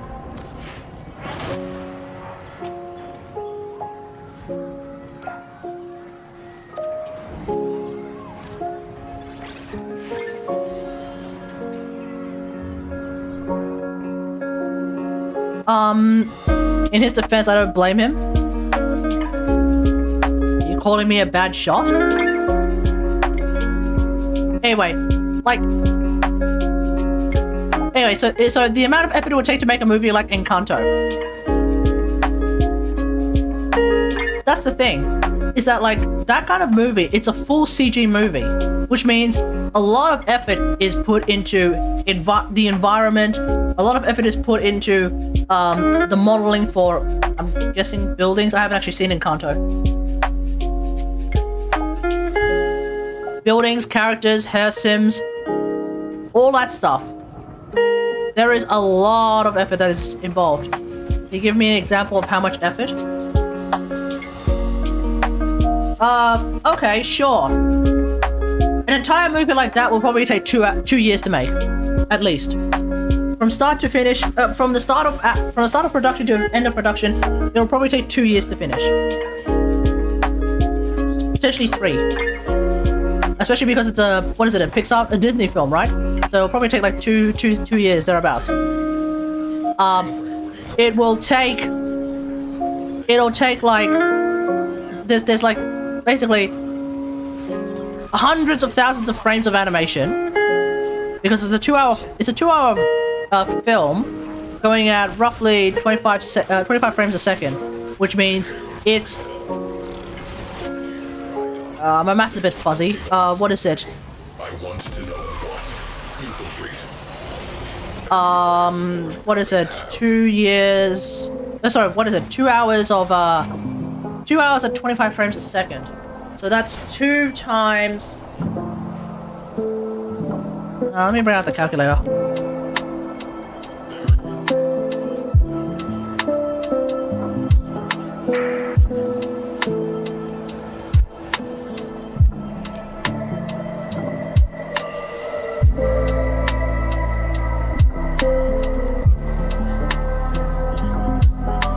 Let's see, so it's 2 hours times 60 minutes times 60 seconds. So that's 7,200 seconds of a film that's going at 25 frames a second. So that's 180,000 frames.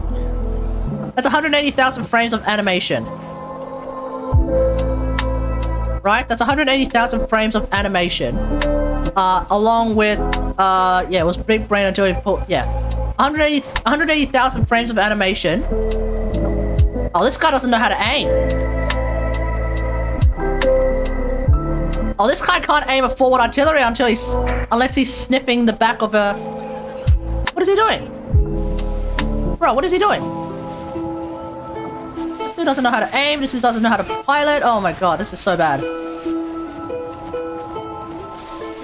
Bruh, Just...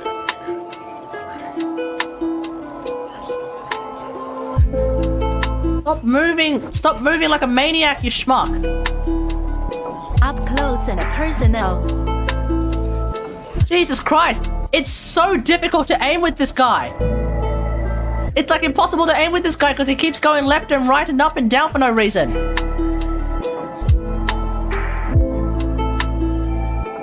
Bro, just get off.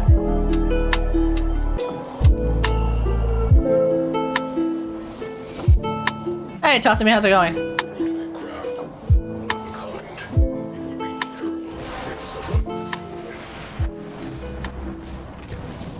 This dude doesn't know how to aim, and yet he wants to use the forward artillery.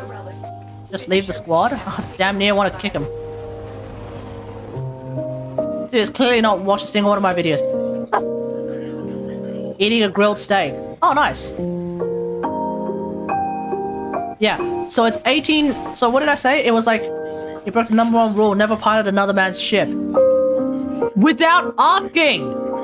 Without asking! Bruh! He didn't even ask!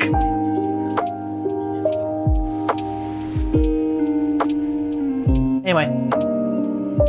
Oh! There we go. We got it. We got it, chat. We got it. I'm gonna build the damn thing now. So it's 180,000 frames of animation. With a thing...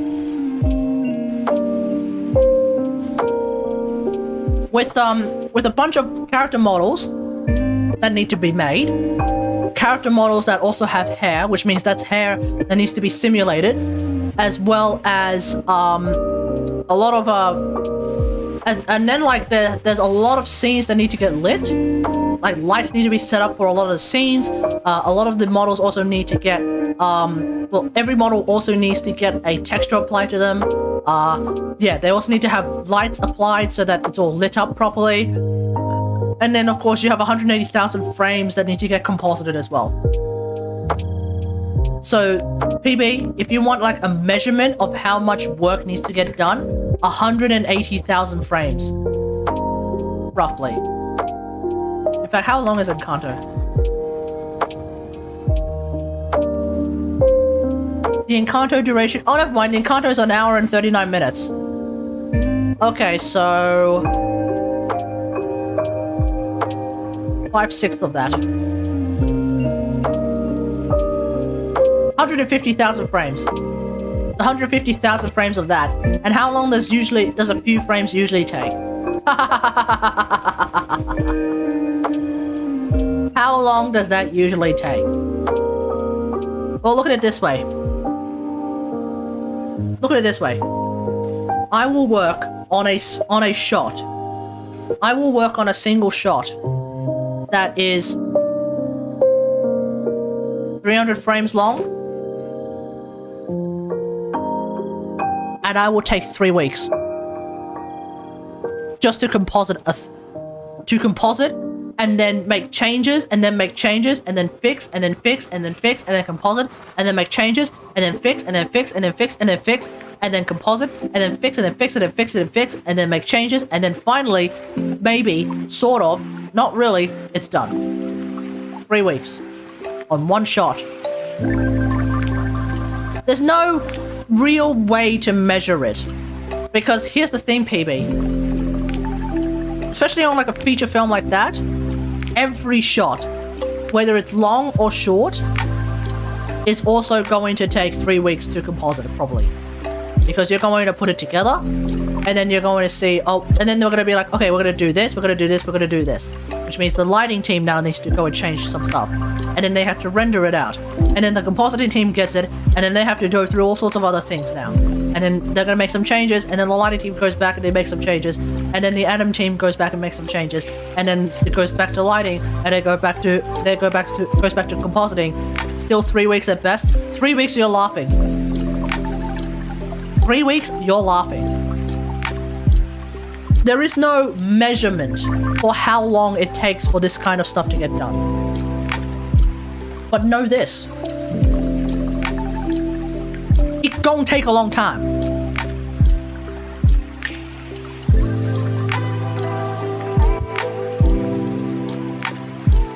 Here's an example. Is your real Jack still named the Catherine Gazer? No, it's now called the Shield of Ire. Let me see if I can find the name.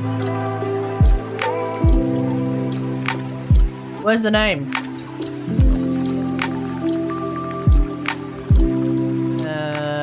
Rename Railjack. Wait.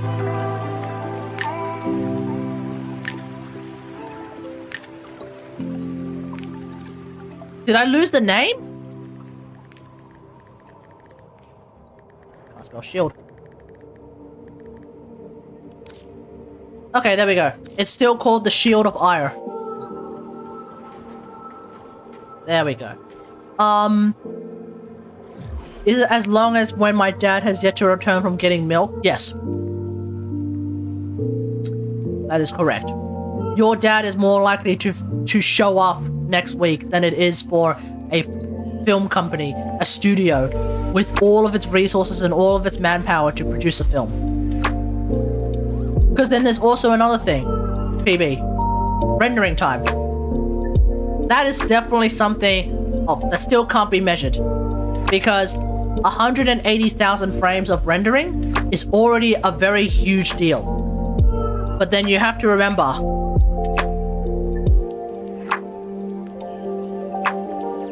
there's also going to be a lot of annoying shots that will bog down the render farm. Why? Because it's chock-a-block full of stuff. Character Zaku. Okay.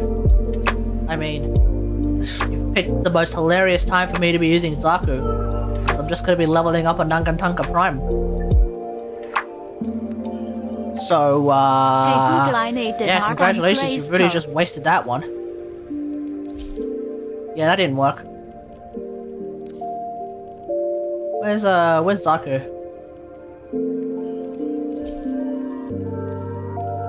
Alright, let's have a look at this thing. What can I do just to build it up? Put a blue potato on it. It only comes with a... Oh, ew, it only comes with a, B polarity. Oh, that's annoying. Somehow I feel like Merciless is probably the way to go. Alright, let's see. We can go for a crit stat hybrid build, but I'm gonna need way more former than that, so we'll just start off by... let's just start off by making a very generic looking build, and then I'll augment it with my amalgam mods in a sec. At least you can do crit stat hybrid, which does make it a little bit easier to build this thing. In fact, Hammer Shot could be a really, really good option.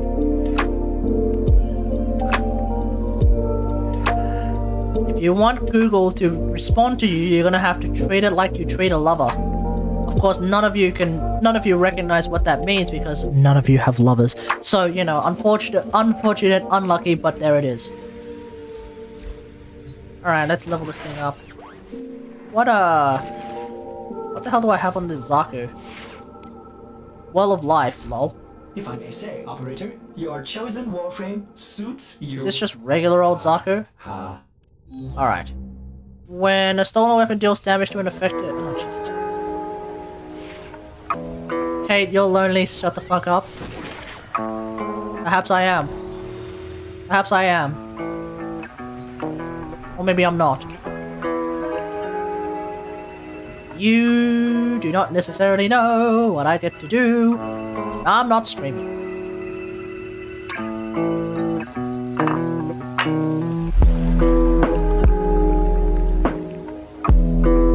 Interesting use of past tense. Because I've never paid you or soon. Especially for the purposes of being escorts. Which means, if you did in fact provide me with that service, free service, woo!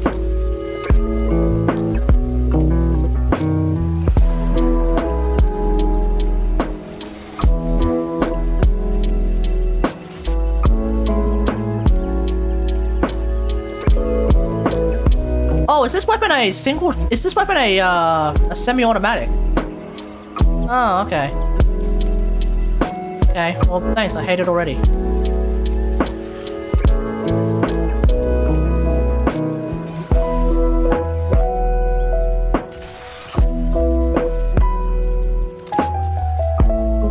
single? Is it just a single shot? Is it just a semi-automatic? Okay, I'm gonna pop out for alt fire.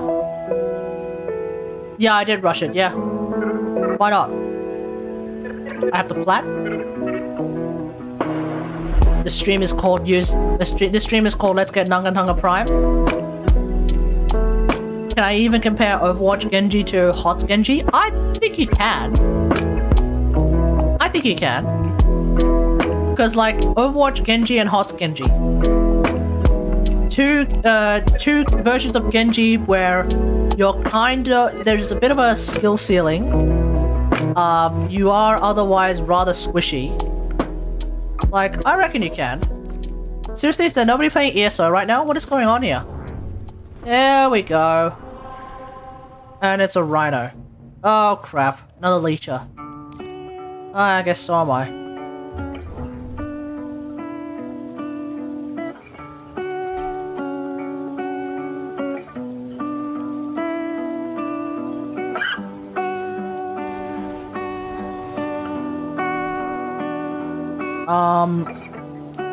Overwatch Genji is unmodded X-Cal.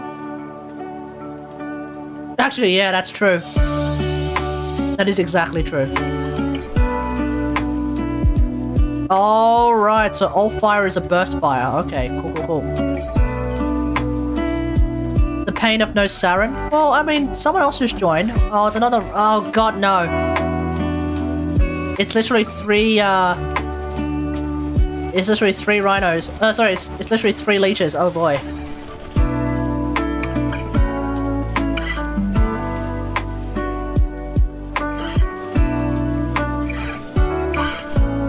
What happened to Gaian Point? Yeah, I know. Well, I mean, it became the meta.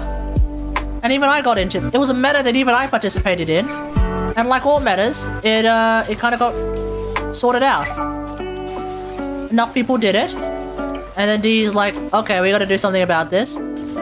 And then they brought in Corpus Railjack, and unfortunately Corpus Railjack was a step in the wrong direction. So it's what happens. Turns out even I can get hit by the meta shenanigans. I still haven't been released from the bonds of Xenoric. Well, there's a new focus rework incoming, so who knows, maybe you'll be released from the shackles of Xenoric very soon.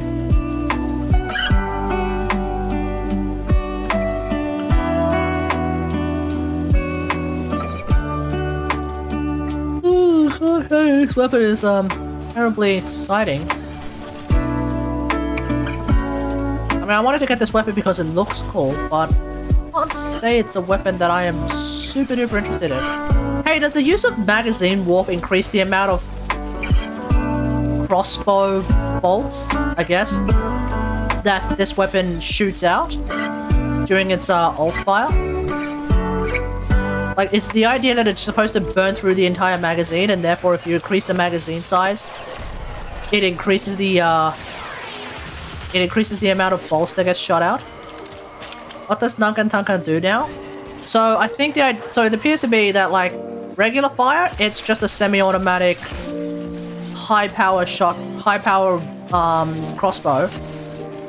And then alternate fire, it's a rapid fire crossbow.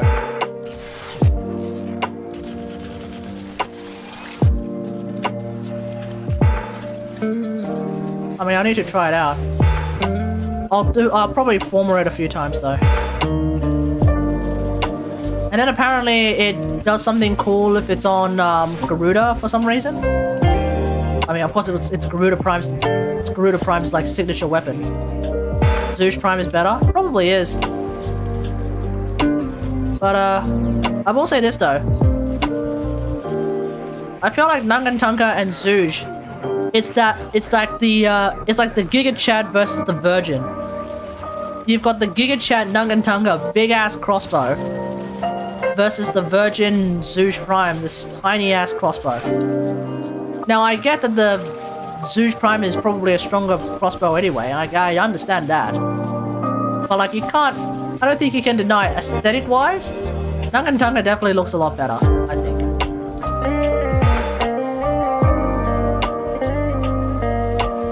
that an Ember? Oh, Titania. He's also trying to leech. So he basically got 3 leeches trying to level up some stuff. That's pretty hilarious. Juga.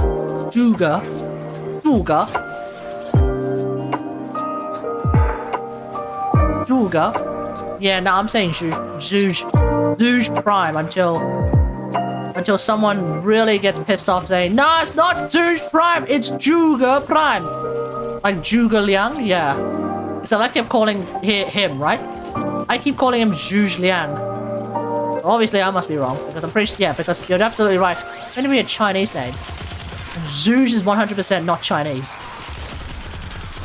But, like, Juga Prime, that's, I don't know. Juga Prime, I don't know. I'm racist. Right. Because I fully admit that I don't know Mandarin, that I can't speak Mandarin.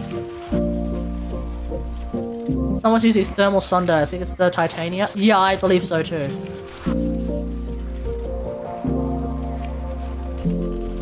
Actually, I can't tell if it's Thermal Sunder or if it's, part of me wonders if it's actually, no, it's Fire Blast. It's not a thingamajig, it's Fire Blast. Yeah, imagine being Chinese and being racist to Chinese. What a bad look on the channel.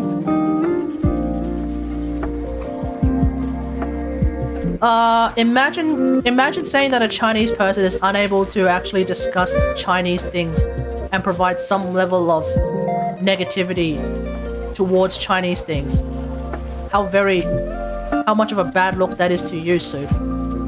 Or even better, imagine saying that a Chinese person cannot have a lack of understanding on Chinese. That Chinese people must have a perfect understanding of Chinese. I can't tell who's got the worst look here, my dude. Yeah, exactly. What? Oh, you know exactly what you did. Don't deny it.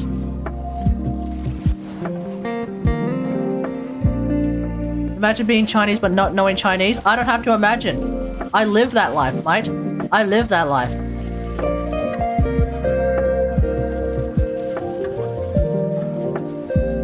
And I don't pretend to know Chinese.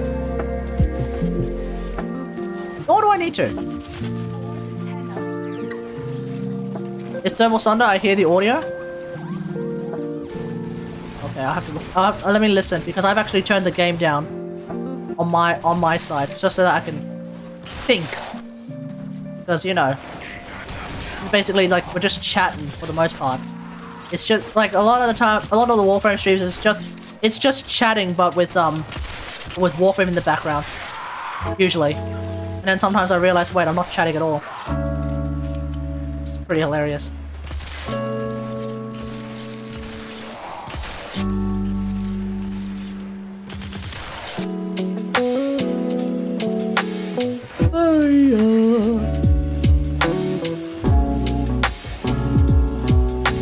Dang it. I wonder if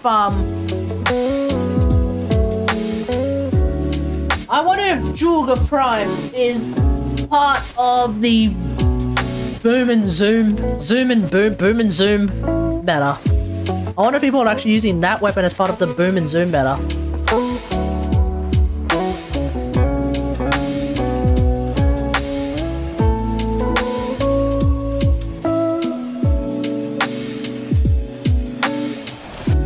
Like, what do you reckon? Would it be part of the boom and zoom? Like, you want to talk about a weapon that you can, like, fire explosive crossbows. A vast on time moment? Yeah, probably. Except I'm just here to, like... I'm just here to, like, level up my weapons, man.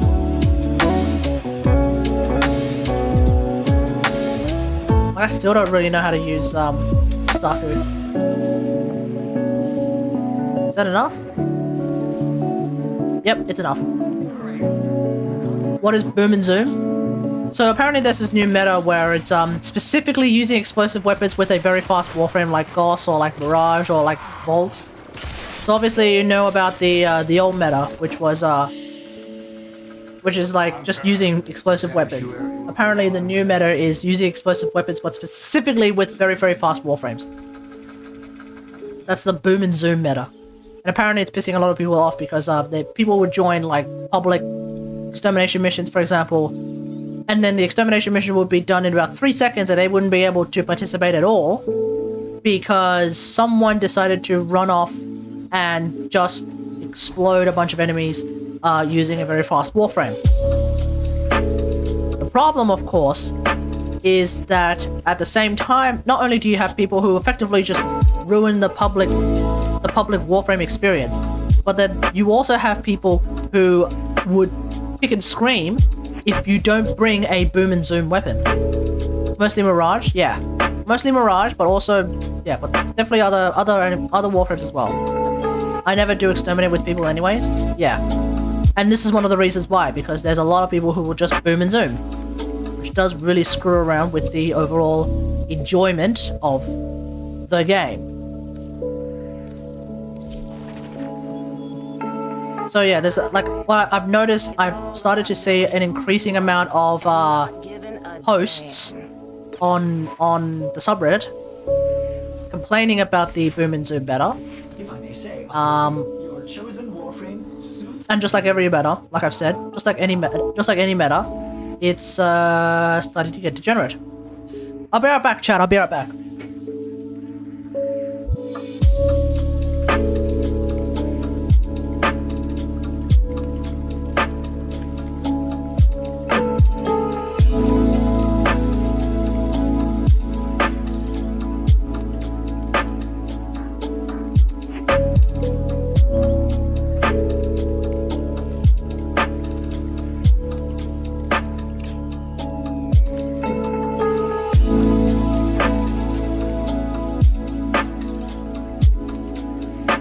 Like, the fact of the matter is that, like, every meta, including this one, will go through its phases. First, everyone will do it. Then, first everyone does it, and then people don't like doing it. Huh? Kate is toxic in HOTS? How am I toxic in HOTS? What are you talking about? I haven't even jumped into HOTS chat in a long time, and you don't even know what's going on in HOTS. How can I be toxic in HOTS if I haven't even existed in HOTS in a while?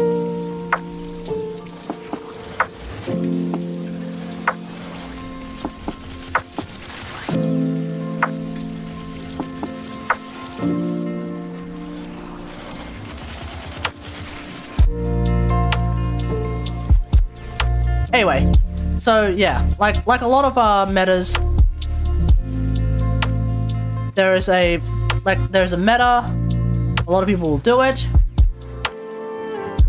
It will screw up the experience of a lot of other people, and then anyone who doesn't conform to the meta will get yelled at, screamed at, called an idiot for not conforming to our Lord and Savior, the meta. And then eventually D will look at it and be like, okay, we're gonna nerf it. And so then they nerf it. And then, of course, we go to the B side, which is that everyone will, well, not everyone, but the meta nerds will then scream to the high heavens, oh my god, why did you nerf, D? Why did you nerf? You don't nerf, you only buff. And then out comes the no nerf, only buff crowd. Who are also degenerate scum. That's just the cycle of it. And then there will be a new meta. And we'll go through it all over again. Bunch of people will do it, and then a bunch of people, and then within that bunch of people who do it, there will be a sufficiently large section of people who will then make it super toxic by saying, oh, if you don't do it, you're an idiot, screw you, get out of my game, why do you even play? You're describing Gaz? Then hey, Gaz, if that's the case, you're getting called out then. I wasn't even thinking about you, but apparently I'm describing you to a T.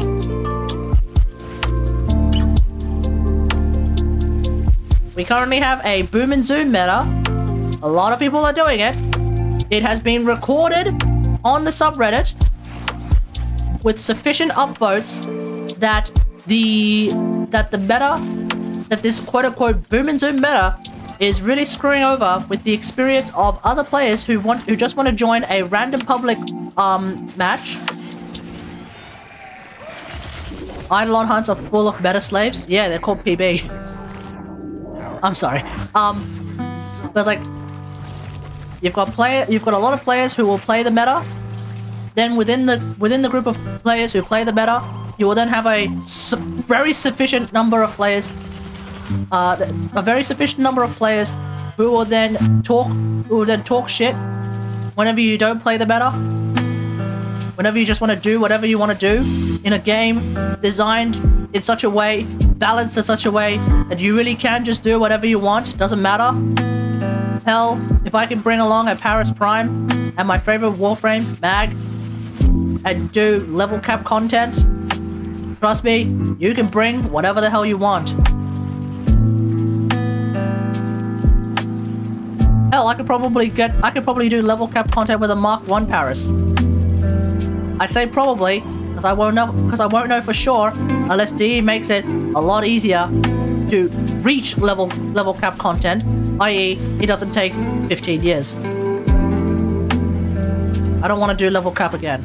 It took way too long, and within half an hour, I really just wanted to start playing Horizon instead.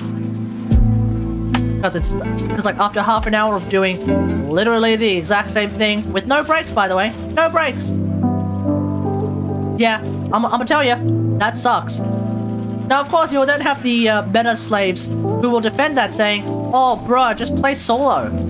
That way you can pause." That's even worse. That's even worse.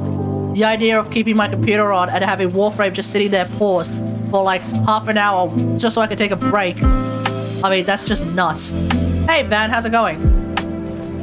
Like, how do people write that without a shred of self-awareness at how ridiculous that suggestion is? Oh, if you wanna take a break from, you know, doing the exact same thing for half an hour, just, you know, play solo, which is, let's be real here, is a much more boring way of doing it. That way you can take a break before you go back to doing the exact same thing that you've been doing for the last half an hour, or another half an hour before you take another break. How do people not recognize that that is such a ridiculous proposition? I usually bring any frame with my Void Rig for Eidolon hunts. My man. Solo's more fun for me, IMO, higher risk. Higher risk? I guess. I am all about group content. I am all about playing with other people. I am all about existing among other people. That's what gives me some level of fun. You know? That's what gives me some level of fun. The idea that, okay, there is a team, we are able to help each other out, we are able to knuckle together and take out the, you know, thing. You know, it is what it is. I also end up playing solo quite a lot as well. But that's purely out of necessity, not out of desire. You know, when I play solo, it is just out of necessity. I'm playing solo because I need to get some B-roll for this damn video. Help each other out as you leech XP. No. In the thing I run, in the level cap. Literally helping each other out. You had one of us, I think it was... Oh, who was it? Who was with us? Was it you, Gaius? Basically, we had someone doing like super duper high armor strip, and then I was pumping in the damage with my Paris Prime. And then Soup was trying to keep us alive by putting everyone in the rift. So, you know, helping each other out. That's the kind of thing I like. Solo missions, there's nothing like that. There's no teamwork involved. You know?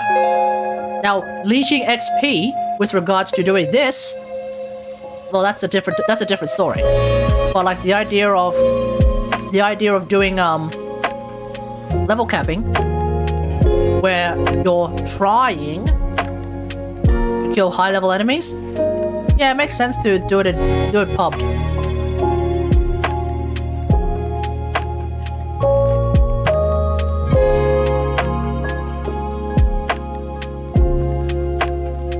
I will say this though, Limbo is pretty good. In the right hands, Limbo is a very strong warframe. Okay? In the right hands, Limbo is in fact a very strong warframe. So what we discovered is that Soup's hands are not on the right.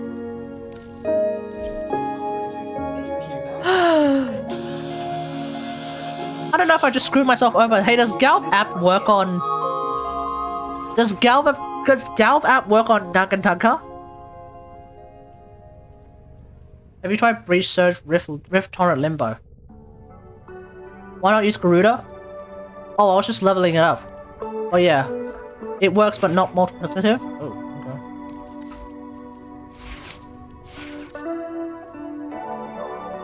okay. We don't use Breach Surge here? Speak for yourself, mate. I did the level cap by doing Fireworks Mag. So, you know, speak for yourself, mate.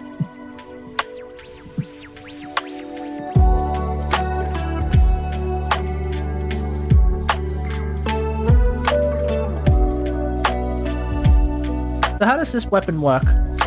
Golden version of the crossbow. All fire lets loose. All bolts have a chance to cause bleeding and headshots. All bolts have a chance to cause bleeding and headshots have a chance to increase reload speed. Oh, so I should just aim for the head. Fireworks Mag is brain dead? Yes it did. Yes it is. Yes it is. But the only reason I was able to go full brain dead because I had 75% plus 75% efficiency from invigorations.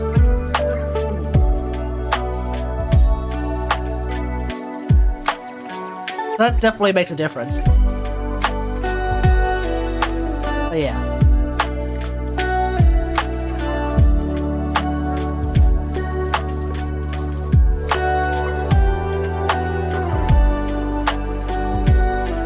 Oh. So I guess it's another easy farm.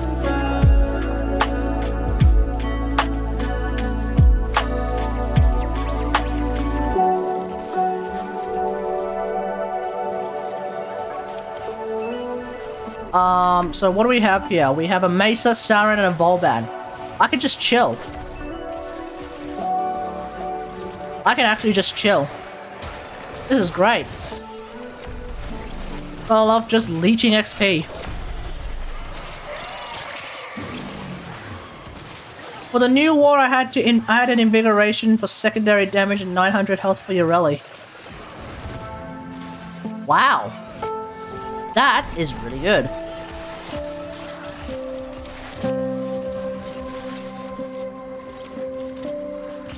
Ugh.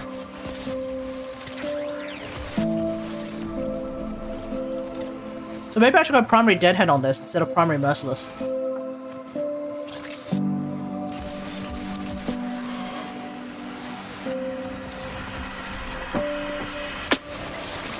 Doesn't matter because level 20 sentience. Yeah.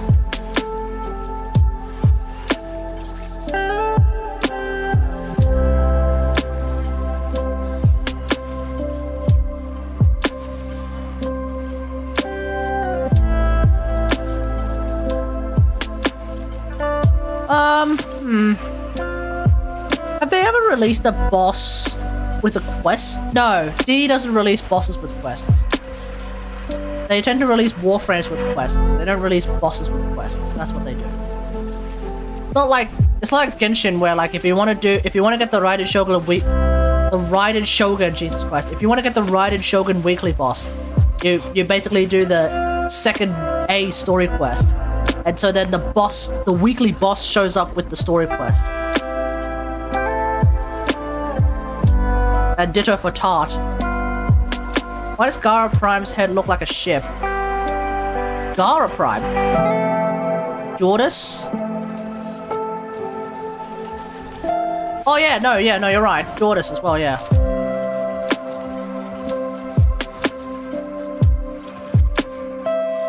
What about Jordis?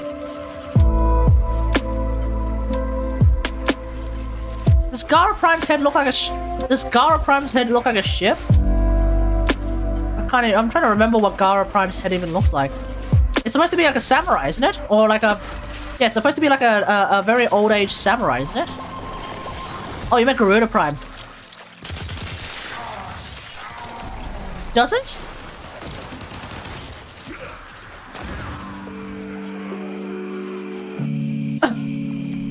Bruh, yeah, it does. Mutalist Alan V. But you don't unlock his... Do you unlock his, Do you just unlock his boss node by doing, whatever the hell that quest is called?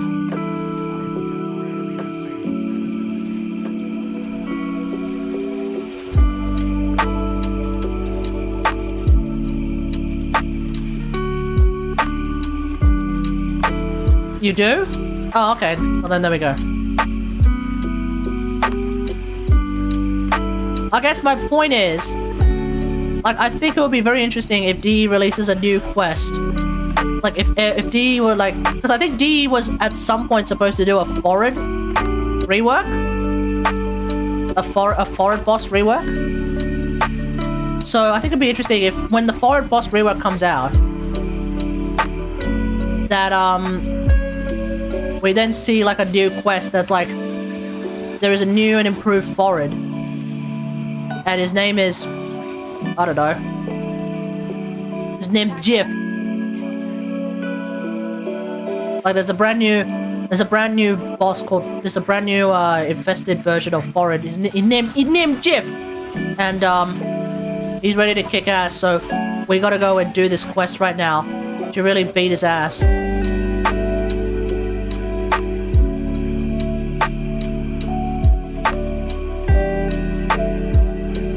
Oh, I would like to see that.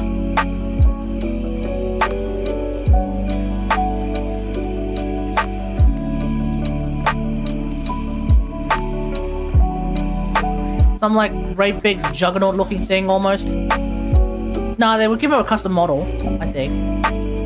Like, it won't be a giant charger anymore, that's for sure. Or it would be its own thing. And it won't look like a juggernaut because a juggernaut, it has to be its own thing. I hope Madurai is good in the focus rework. Yeah, I hope so too. I mean, I just hope that they do something about the Kamehameha. I just want them to make the Kamehameha relevant. I have a feeling that Aegis of Zariman will be delayed. It's always delayed. Everything's delayed. But they have said that they're going to release it in April. And they are trying to hold themselves to it. They have had a decent track record of getting things out on time recently. You know, like they said, hey, New War's coming, like, near Christmas. And damn it, it came out near Christmas. You know?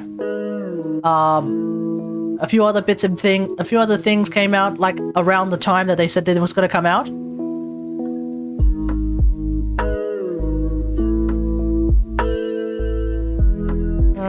Working at DE. Well, apparently, like... apparently there is a bit of a crunch cycle, which I feel like is just the case with a lot of studios. It's not necessarily a good thing, but I feel like it's the case with a lot of studios. Alright, I think my 2-former build is done. Oh, or is it? Not really sure about putting a high voltage here.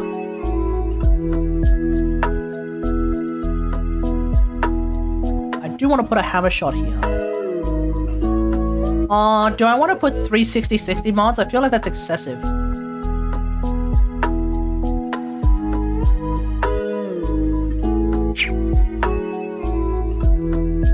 No, I don't. I'm gonna put another former in here. One more. I'm gonna make a 3-former build specifically so I can fit in a crit rate mod. I can't read, ignore me, though. Prime infected clip. I'm running viral damage.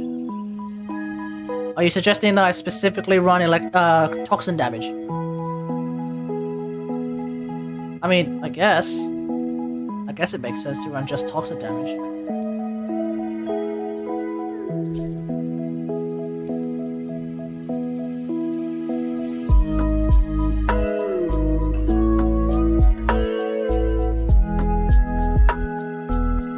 Like that could work, yeah. What? I'm already running viral damage. Are you suggesting that I put in prime infected clip so that I'm doing even more toxin damage?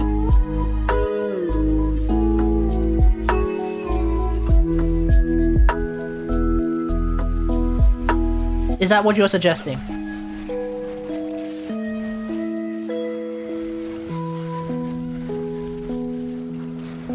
No people run infected clip for more damage on their viral weapons? Yeah.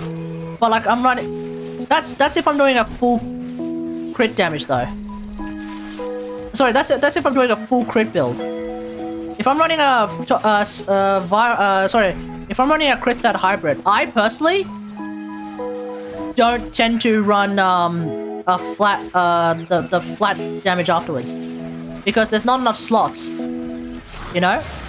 Like there's not at that point it's not a question of like whether it's a good idea or not. Yeah, sure, it's a good idea, but I feel like it's overkill. It's A, overkill, B, I don't even have the slot. I'd rather use the slots for something else because like I'm already running the 60-60 mods, so you want low 60-60 ideally. Low 60-60. Oh, you mean like either one or two of them? Yeah. Because I'm running crit stat hybrid. Yeah. So 2 slots used for the crit mods, 2 slots used for status mods in the form of 60-60s. If anything, I'm actually using 3 slots because I'm also using another slot for galvanized aptitude, so that's another status mod, and I'm using another slot for galvanized scope, so that's also another crit mod. So I'm using like the way I tend to build weapons. I've already burnt 3 slots on crit, 3 slots on status, which means I actually have 2 slots left, one of which is multi-shot. So then what's going to be my last slot? For the Nagantaka Prime, I feel like hammer shot, probably a good idea. You know, hammer shot, probably a good idea. Really focusing on the fact that it's a crit stat hybrid weapon. That's just how I feel. I don't know. What do you guys reckon? Does that sound about right, or would you actually do something else? That's how I've basically built all of my crit stat hybrid weapons, especially for a weapon where I don't have a ribbon. I don't think I have a Nagantaka ribbon.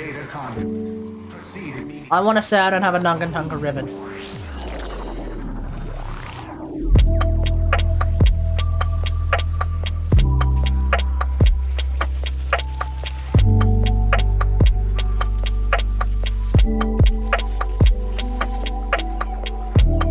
Hard to hit headshots when everything's landing around.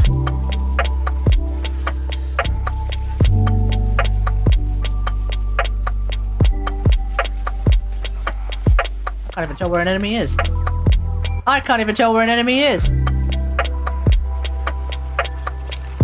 Oh, can I really not? There we go. I was looking for that.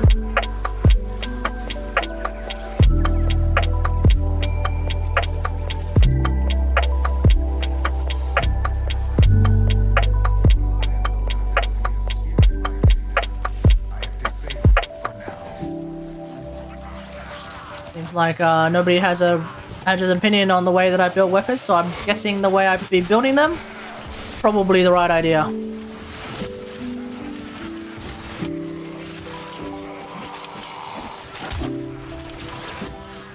I thought about making a video that was just basically how to build weapons. How to build 99% of the weapons you'll find. And I was gonna say like, okay, is this a status heavy weapon? Okay, just do this, and this. Is this a crit heavy weapon? Okay, just do this, and this. Is this a crit stat hybrid weapon? Okay. This, and this. Done. That's how you build like 99% of the weapons in this game. I only use status weapons. Interesting. Is there a reason why you specifically only use... I don't agree, but you do what you like? Okay. So what do you do, Gayasti How? You see okay, so you see a crit stat hybrid weapon like Nagantaka Prime.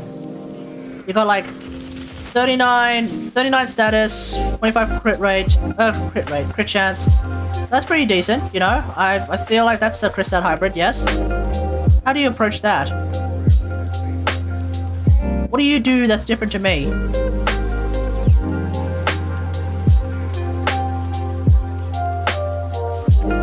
I feel like crit falls off sometimes. Oh, definitely.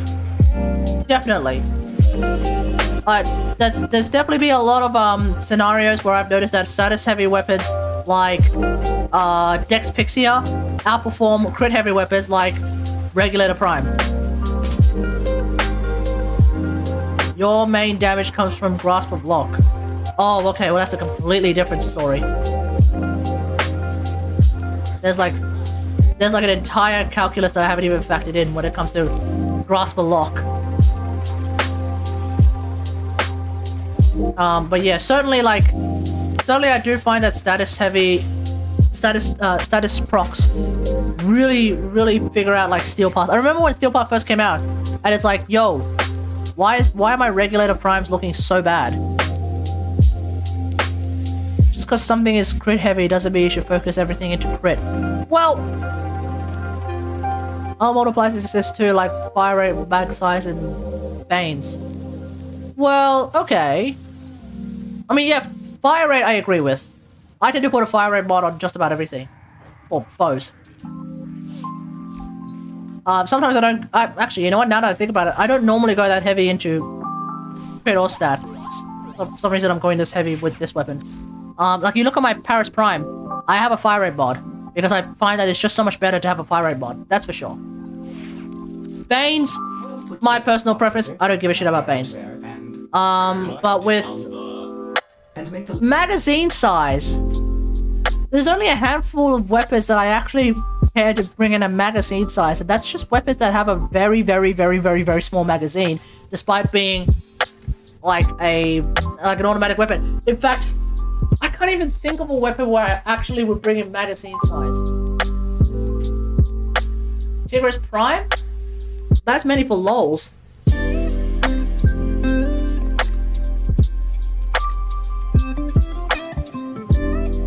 Status can do so much. Yeah, true. But like, here's the thing though. It's like when you have a weapon like Paris Prime that has 20% crit, which 20% status chance, which in my opinion, not that much status chance. Not that much status chance in the long run. For arrows. You know, like it's a 20% status chance for an arrow base. Whoop-de-friggin' do. 45% crit chance, 2 times crit multiplier. I look at that weapon and I think, oh yeah, this is a crit weapon. 100%. 100%. Magazine size for Dex Pixia. Oh yeah, okay, fair enough. Fair enough. Like, I look at that weapon and I think, yeah, that's definitely a crit weapon, 100%. There's not that many super heavy crit weapons though. I will say this. Like, Rubico Prime. The sniper rifle one that has 16% status chance. I don't think you would find any value in putting status mods on it. Like, despite the fact 9 former Sonos Prime, oh, some of those former were to fix mistakes that I made. It's like you put all of your status mods on a Rubico Prime, and you've gone from 16 to like what? 30? Whoop-de-friggin' do, you know? Put all of that effort just so that you get a status proc every 3 bullets, okay? And then what? You could have just taken all of that time and effort and put crit on it, and suddenly it's doing like 4 times the damage, maybe. I don't know. Random guess. That's a random guess. Like, I recognize that, like, status does well. Status tends to be scaling a lot better these days than crit. But, like, I feel like there are definitely some weapons where I just look at it and I think, yeah, no, this ain't going anywhere if I put status on it. But that's why crit stat hybrids are my favorite. And when I say crit stat hybrid, I do mean crit and status hybrid. Just so that we're all aware. I hope you guys were aware at the time. When I say crit stat hybrid, I mean critical status hybrid. Those are my favorite kinds of weapons, where you really can go for a super balanced build, and then this weapon just pops off. Like, yeah, the base damage, I guess, lowers because you're not using any of the 90 mods. You're not using Hellfire, Effective Clip, etc, etc, etc. Okay, sure. But, like, you're using a crit stat hybrid weapon, so you get to do the best of both worlds. And you just pop off. Like, you just pop off so hard with a crit stat hybrid weapon. Nagantaka Prime, crit stat hybrid weapon. This sounds like a good idea to me. I mean, like, this just looks real nice. Like, crit status. Hammer shot might be overkill. I don't know. Hammer shot might be a bit overkill. Might be a bit excessive. In which case, you know, let's swap that out for Prime Shred. Boom! There it is. There's my build. Freeformer. That's how I build it. That's why the Nagantaka is so ludicrously strong as well. It's a crit stat hybrid weapon. It's like the ultimate crit stat hybrid weapon. It is the most crit stat hybrid of crit stat hybrid weapons.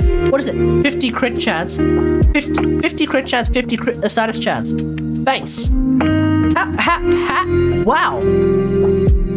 You want to talk about, like, weapons that just kick ass? You want to talk about, like, weapons that are just ludicrously easy to build? The Nagantaka is, like, the most ludicrously easy weapon to build. There's a reason why I say it's cracked. Some people say, like, nah, the Nagantaka's not that good. Nah, trust me, the Nagantaka is that good. Internal bleeding, is internal bleeding, is it still a necessity on Nagantaka Prime like it is on the normal? I didn't even know it was a necessity on the normal, let alone this one. I'm gonna take a wild stab and say that, considering that impact damage is 1.7, and slash damage is 155, and that's with me not putting in a single slash mod, I'm gonna say that internal bleeding, completely unnecessary. Nagantaka Prime, it's a slash weapon.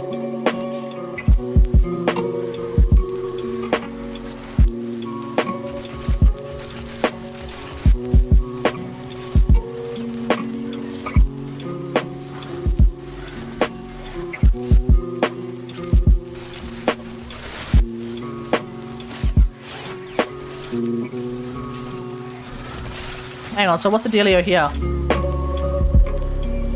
So, what am I supposed to do with this weapon?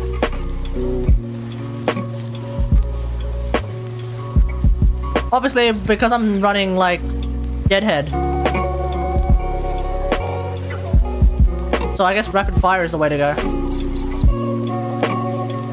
Okay, once I get a couple of kills in here. Alright, once I get a couple of kills in here, this thing starts to pop off. Whoops. Needs a magazine size of 30 IMO. You really reckon magazine size is the way to go with a weapon like this? So y'all real into the idea of putting magazine size on this, okay. I take it it's because it affects the... I take it because it also affects the thingamajig? Oh. Wait, does this go all the way to 1, 2, 3, 4, 5, 1, 2, 3, 4, what? Wait, how far does this go? 13? Wait, what is this cap at? Is this cap at 13 or is this cap at 12? Chat? Is this cap at 12?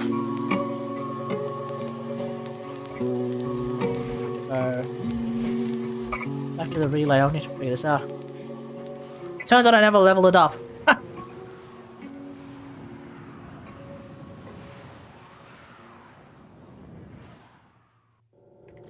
Let's find out. I mean, I have the endo, so I can find out right now.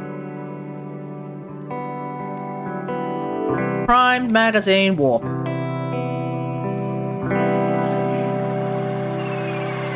$14. Shoot. Okay, that's gonna be annoying. That's gonna be annoying because I didn't put in a dash polarity.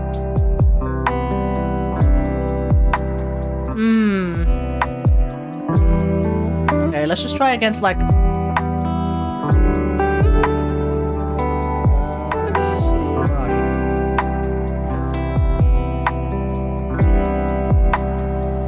you? It might be overkill for me to use Galvanized Aptitude then. Where's Hammer Shot? Huh? Oh no! Oh, you're right. Oh, yabai, yabai. I'll just try regular magazine walk.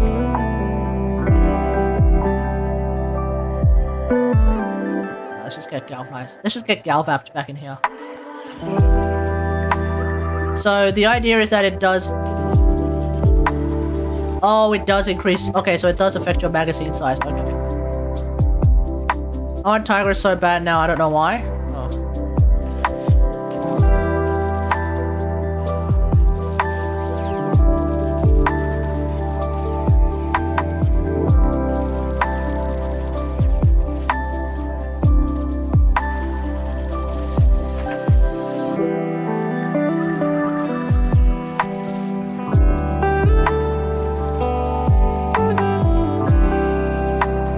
Oh yeah, because this is so bleed heavy. Yeah, this is gonna be tricky if it's so bleed heavy. Oh no, it's happening. Oh, it might be the viral procs.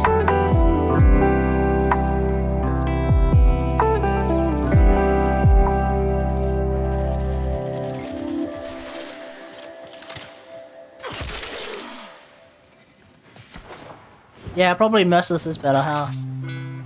But it's like, at the same time, I do want to aim for headshots. It's like, at the same time, I do want to just aim for headshots.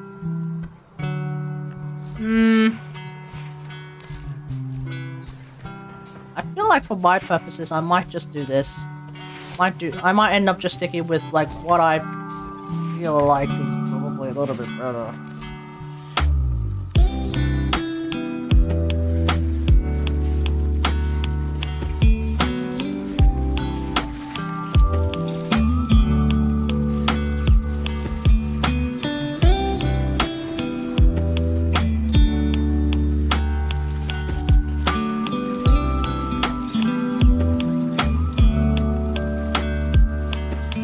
Oh man.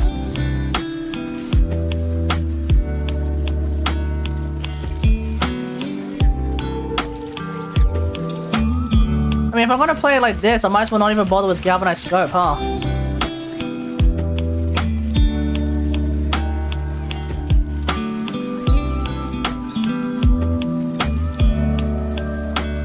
Like, if I'm gonna play like this, I'm not even gonna bother with Galvanized Scope. Let's go for body shots.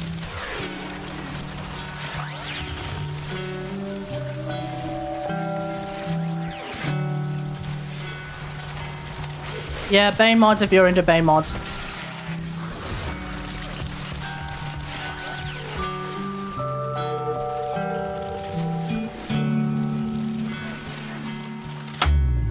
I don't even think I need... Okay, I don't even think I need... Gal Scope anymore.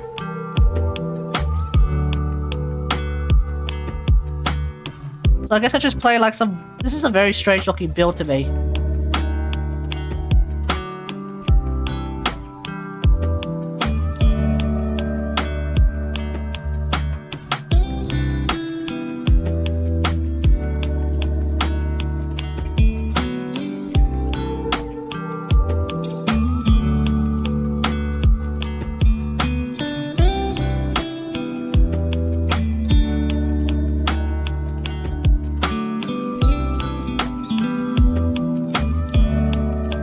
I used to hate Bane mods until I started using it on Thomas. Now I can't stop using it. Yeah, I get that. I get that. And it's not that I've not used them before. I know exactly what it feels like to use a Bane mod. It just massively ramps up your damage. To me, it's just the idea of swapping them out that just annoys me a little bit. And then at the same time, I just want to use a different thing. It's just me. It's just me. It is literally just a me thing. Like, I even try to make a point of like, hey, if you want to use a Bane, go for it.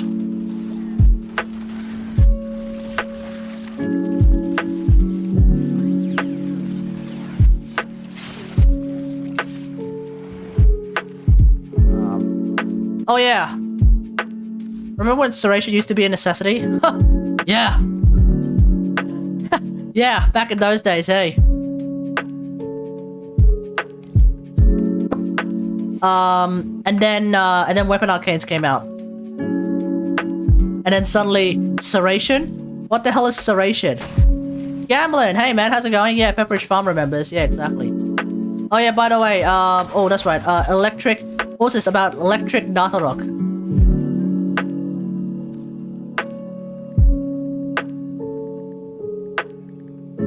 Yeah, what's this about electric Natharok, you say?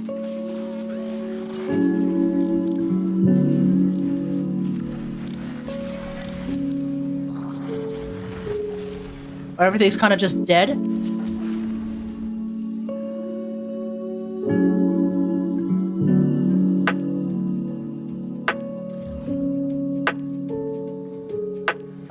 Okay, so that's with a lot of enemies dead.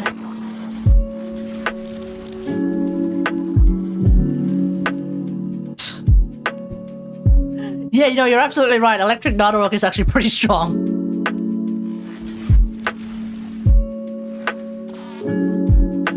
And that's what the... See, I feel like that's because the Natharok is so friggin' strong. Oh, whoops. Like, somehow doing 8k electric procs on armored enemies? Dude, that's nuts.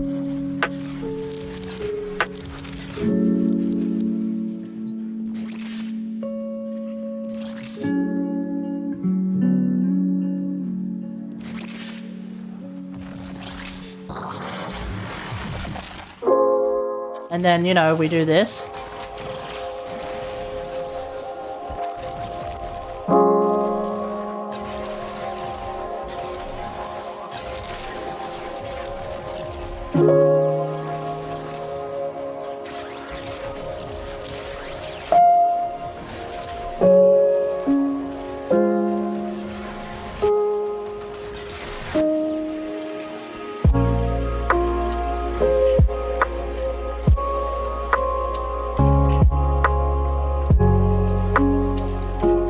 Yeah.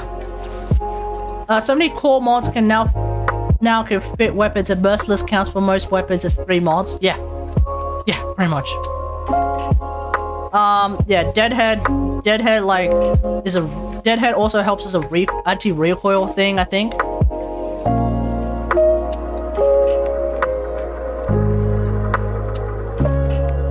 Merciless.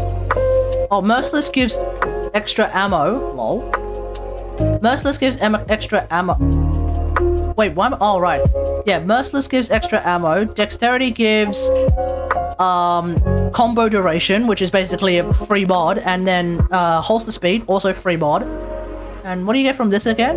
Oh yeah, headshot multiplier and weapon recoil, which, you know, is great. It's great. Like, I just wonder, like...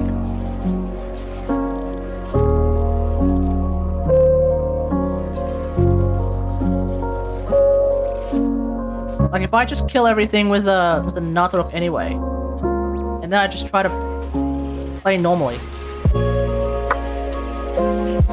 feel like the Natharok is just that strong. That it's always going to do, like, so much damage to begin with. Right? That, like, even... Like, yeah, like, to the point where I wonder, like, is electric Natharok strong because it's Natharok, not because it's electric? You know? You know, Gasty, how? Like, that's what I'm wondering. Where's Global? We'll do it in a sec. That's my question, is that, like, is Electro Natharok really, really strong?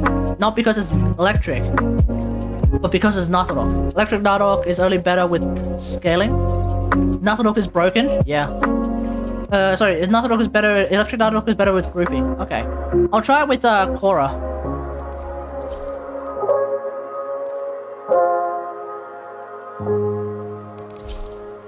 Because I just wonder, like... If I group these enemies right now... And then I use Electric Natharok. And I can compare that with how I normally play, which is just... You know... Regular Natoro.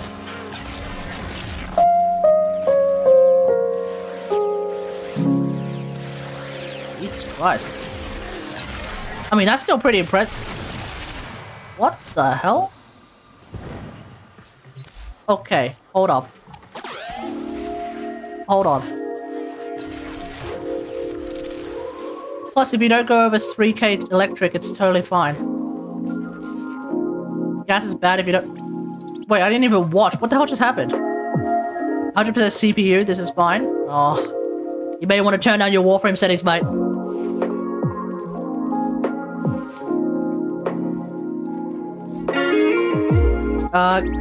Gas? Yeah, gas went through. Yeah, the change they made to gas is really annoying.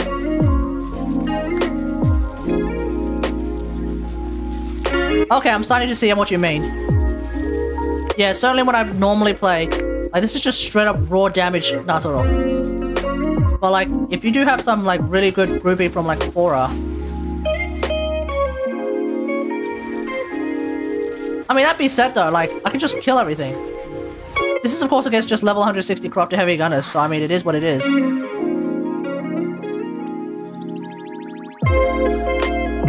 Wasn't gas like toxin by AoE? Yeah, it was.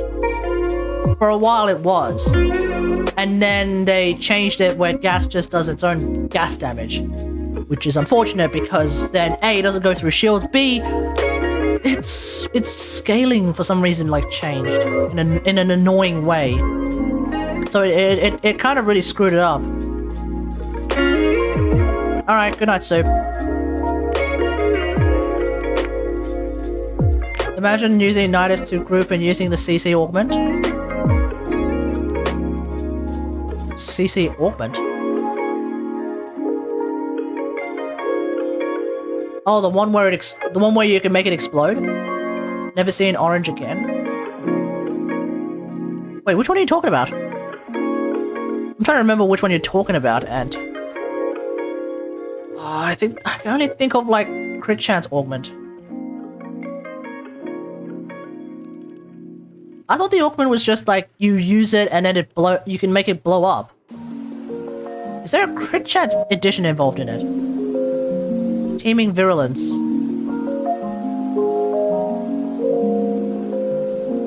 Oh, I don't have that.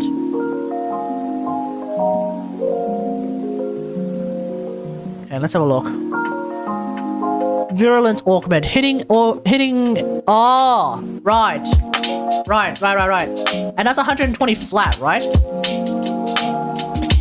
Is that the idea? That's 120 flat, right? So it's like having a Harrow. I mean, you might just say use Harrow. Oh, but I guess Harrow doesn't scale with power strength. Not flat. So it's 150% of your base crit chance. Which I guess is great for like Natoro because it's 120%, 150% of your base crit chance where you have a ton of crit chance anyway. So you get like a whole lot more.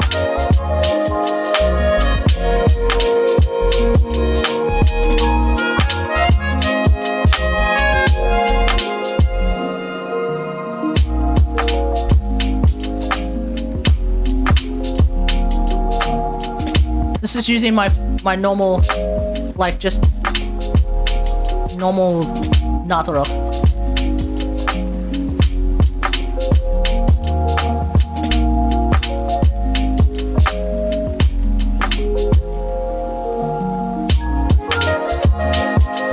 Okay, that did not seem terribly good.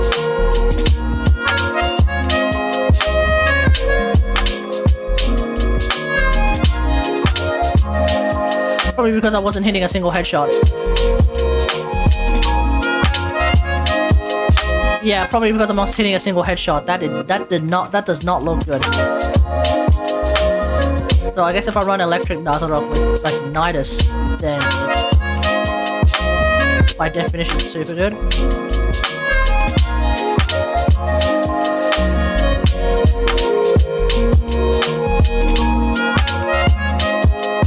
Considering that these are Gokstad officers, this is some really good damage over time.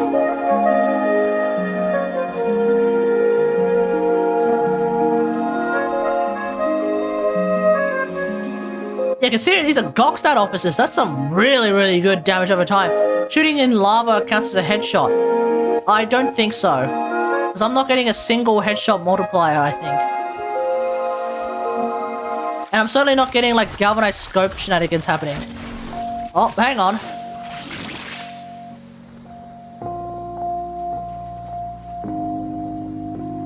Damn. Okay. That kind of happened.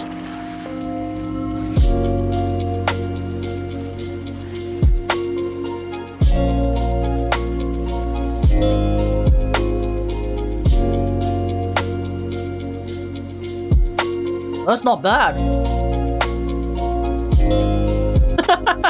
Yeah, that's not bad.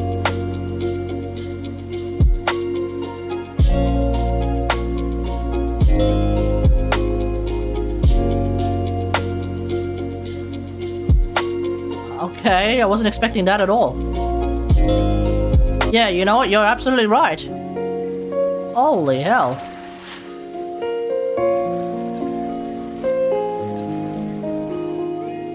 And I just let it do a lot of electric damage over time. Jesus Christ. Okay, it's Gokstad officers too.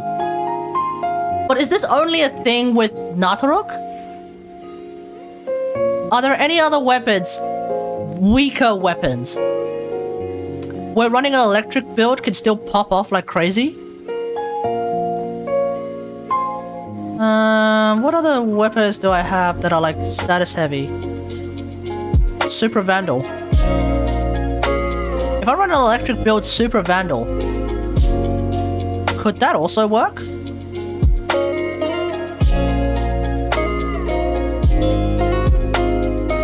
Proboscis Sonos. Right, so you've basically listed 3 very strong weapons. So it's really still weapon reliant, I guess, is the question. Because like, you could just say like, oh yeah, bro, why don't you just run cold Natarok? You can still kill everything, and I'll be like, yeah, because the Natarok can kill everything really well, right? You probably won't do so well with cold Natarok, but you can still kick ass anyway, right? But that's because it's the Natarok. So if it's the same idea with like Proboscis Sonos, which is a weapon that can just destroy everything anyway. If it's a weapon like the Exurgis, which will also destroy everything anyway. Tenda Arca Plasmor, yada yada yada yada yada, you know, like listing all these listing all these weapons that are already like we already know they're really really strong. So it's less to do with the fact that it's electric damage and still more to do with the fact that it's the weapon itself. Phage and Phantasma. I don't have a Phage, so I don't know anything about the Phage. Phantasma! Yeah, I haven't really invested a whole lot in the Phantasma. I tried it out for a grand total of about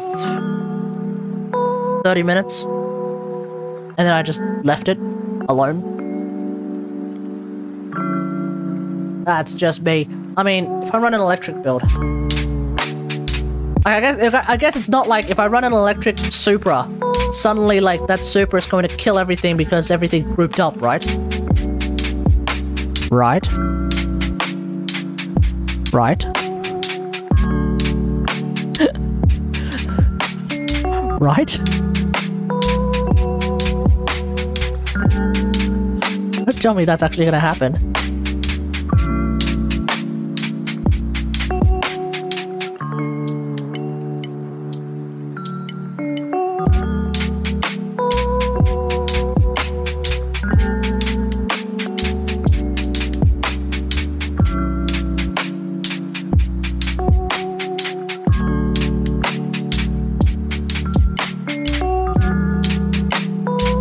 Probably if I stick in a Bane.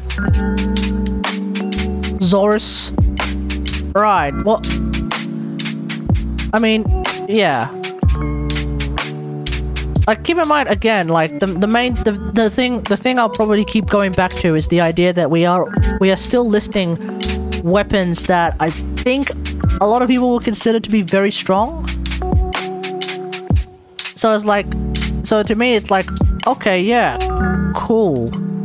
It's a Okay, cool. The Zorus. A weapon that I think a lot of people would say like, oh yeah, any build on the Zorus would just destroy. You know? You know what I mean? Like it's like a lot of weapons that we're talking about here are in fact really, really strong weapons. I mean, I guess I could just run Viral Electric. See if that makes a difference. So then we'll just run Viral Electric and... Oh no, it becomes corrosive. Oh crap.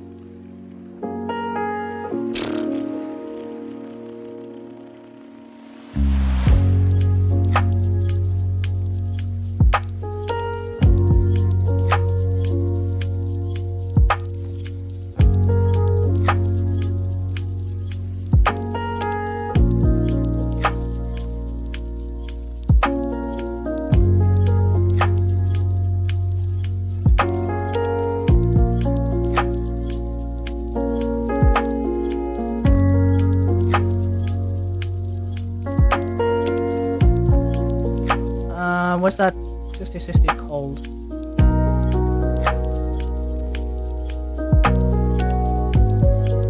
Alright, Viral Electric. Let's do this. Compressor? Oh yeah, I haven't thought about the compressor in a while.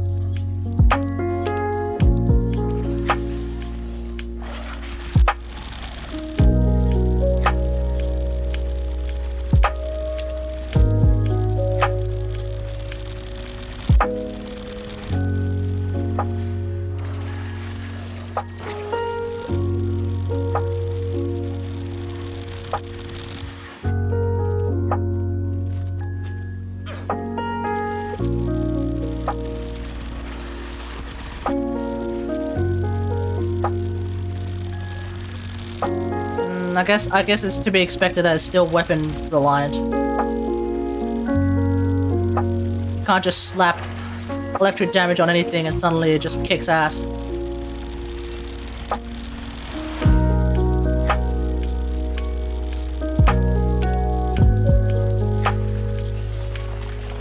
I guess fair enough. It'd be pretty nuts if you had like a single element that's like the strongest element in the world.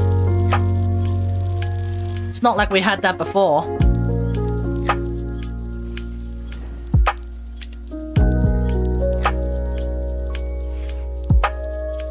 Alright, I think that's gonna be it for me, folks.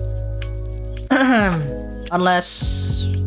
Let's see, we've done our Steel Path dailies. I was going to do some Nightwave stuff, but it's getting late. I'm not gonna bother with that shit. Might run around with... I actually might run around with Electric Nagantaka for a while. See how we go. Does this sound just... Oh, nah. I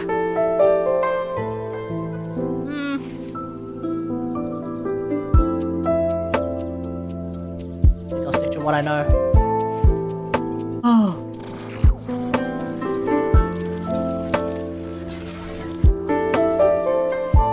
How did that not... How are they still alive? Steel Path Survival? What? It is like 11... It's like 11:30 at night, dude, and I still have work tomorrow. So that's like completely out of the question.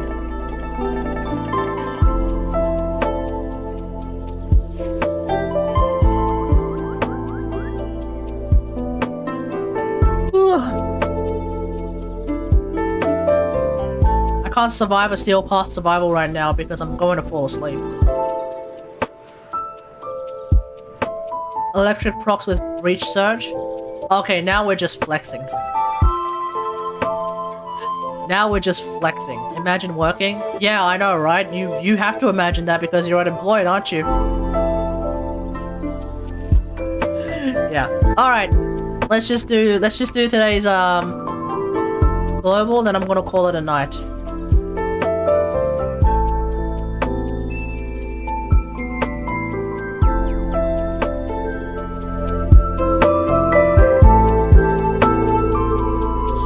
Damn it, we're nowhere near Australia again. I'm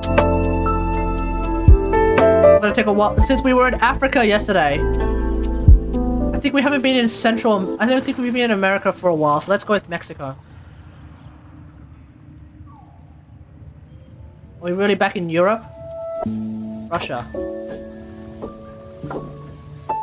Oh boy. China.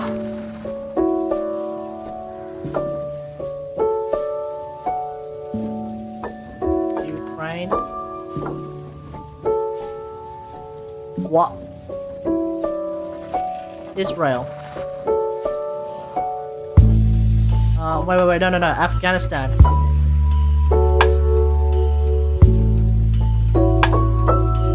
Ah.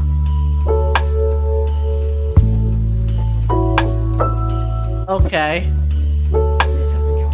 Afghanistan. Pakistan. Turkmenistan. Boom. Done. There it is.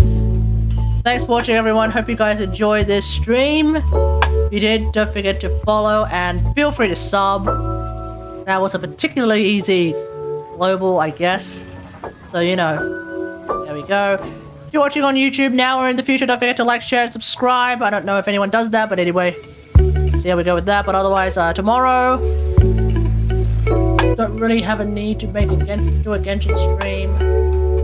For a while at least, unless there's an event coming out tomorrow I'm not aware of.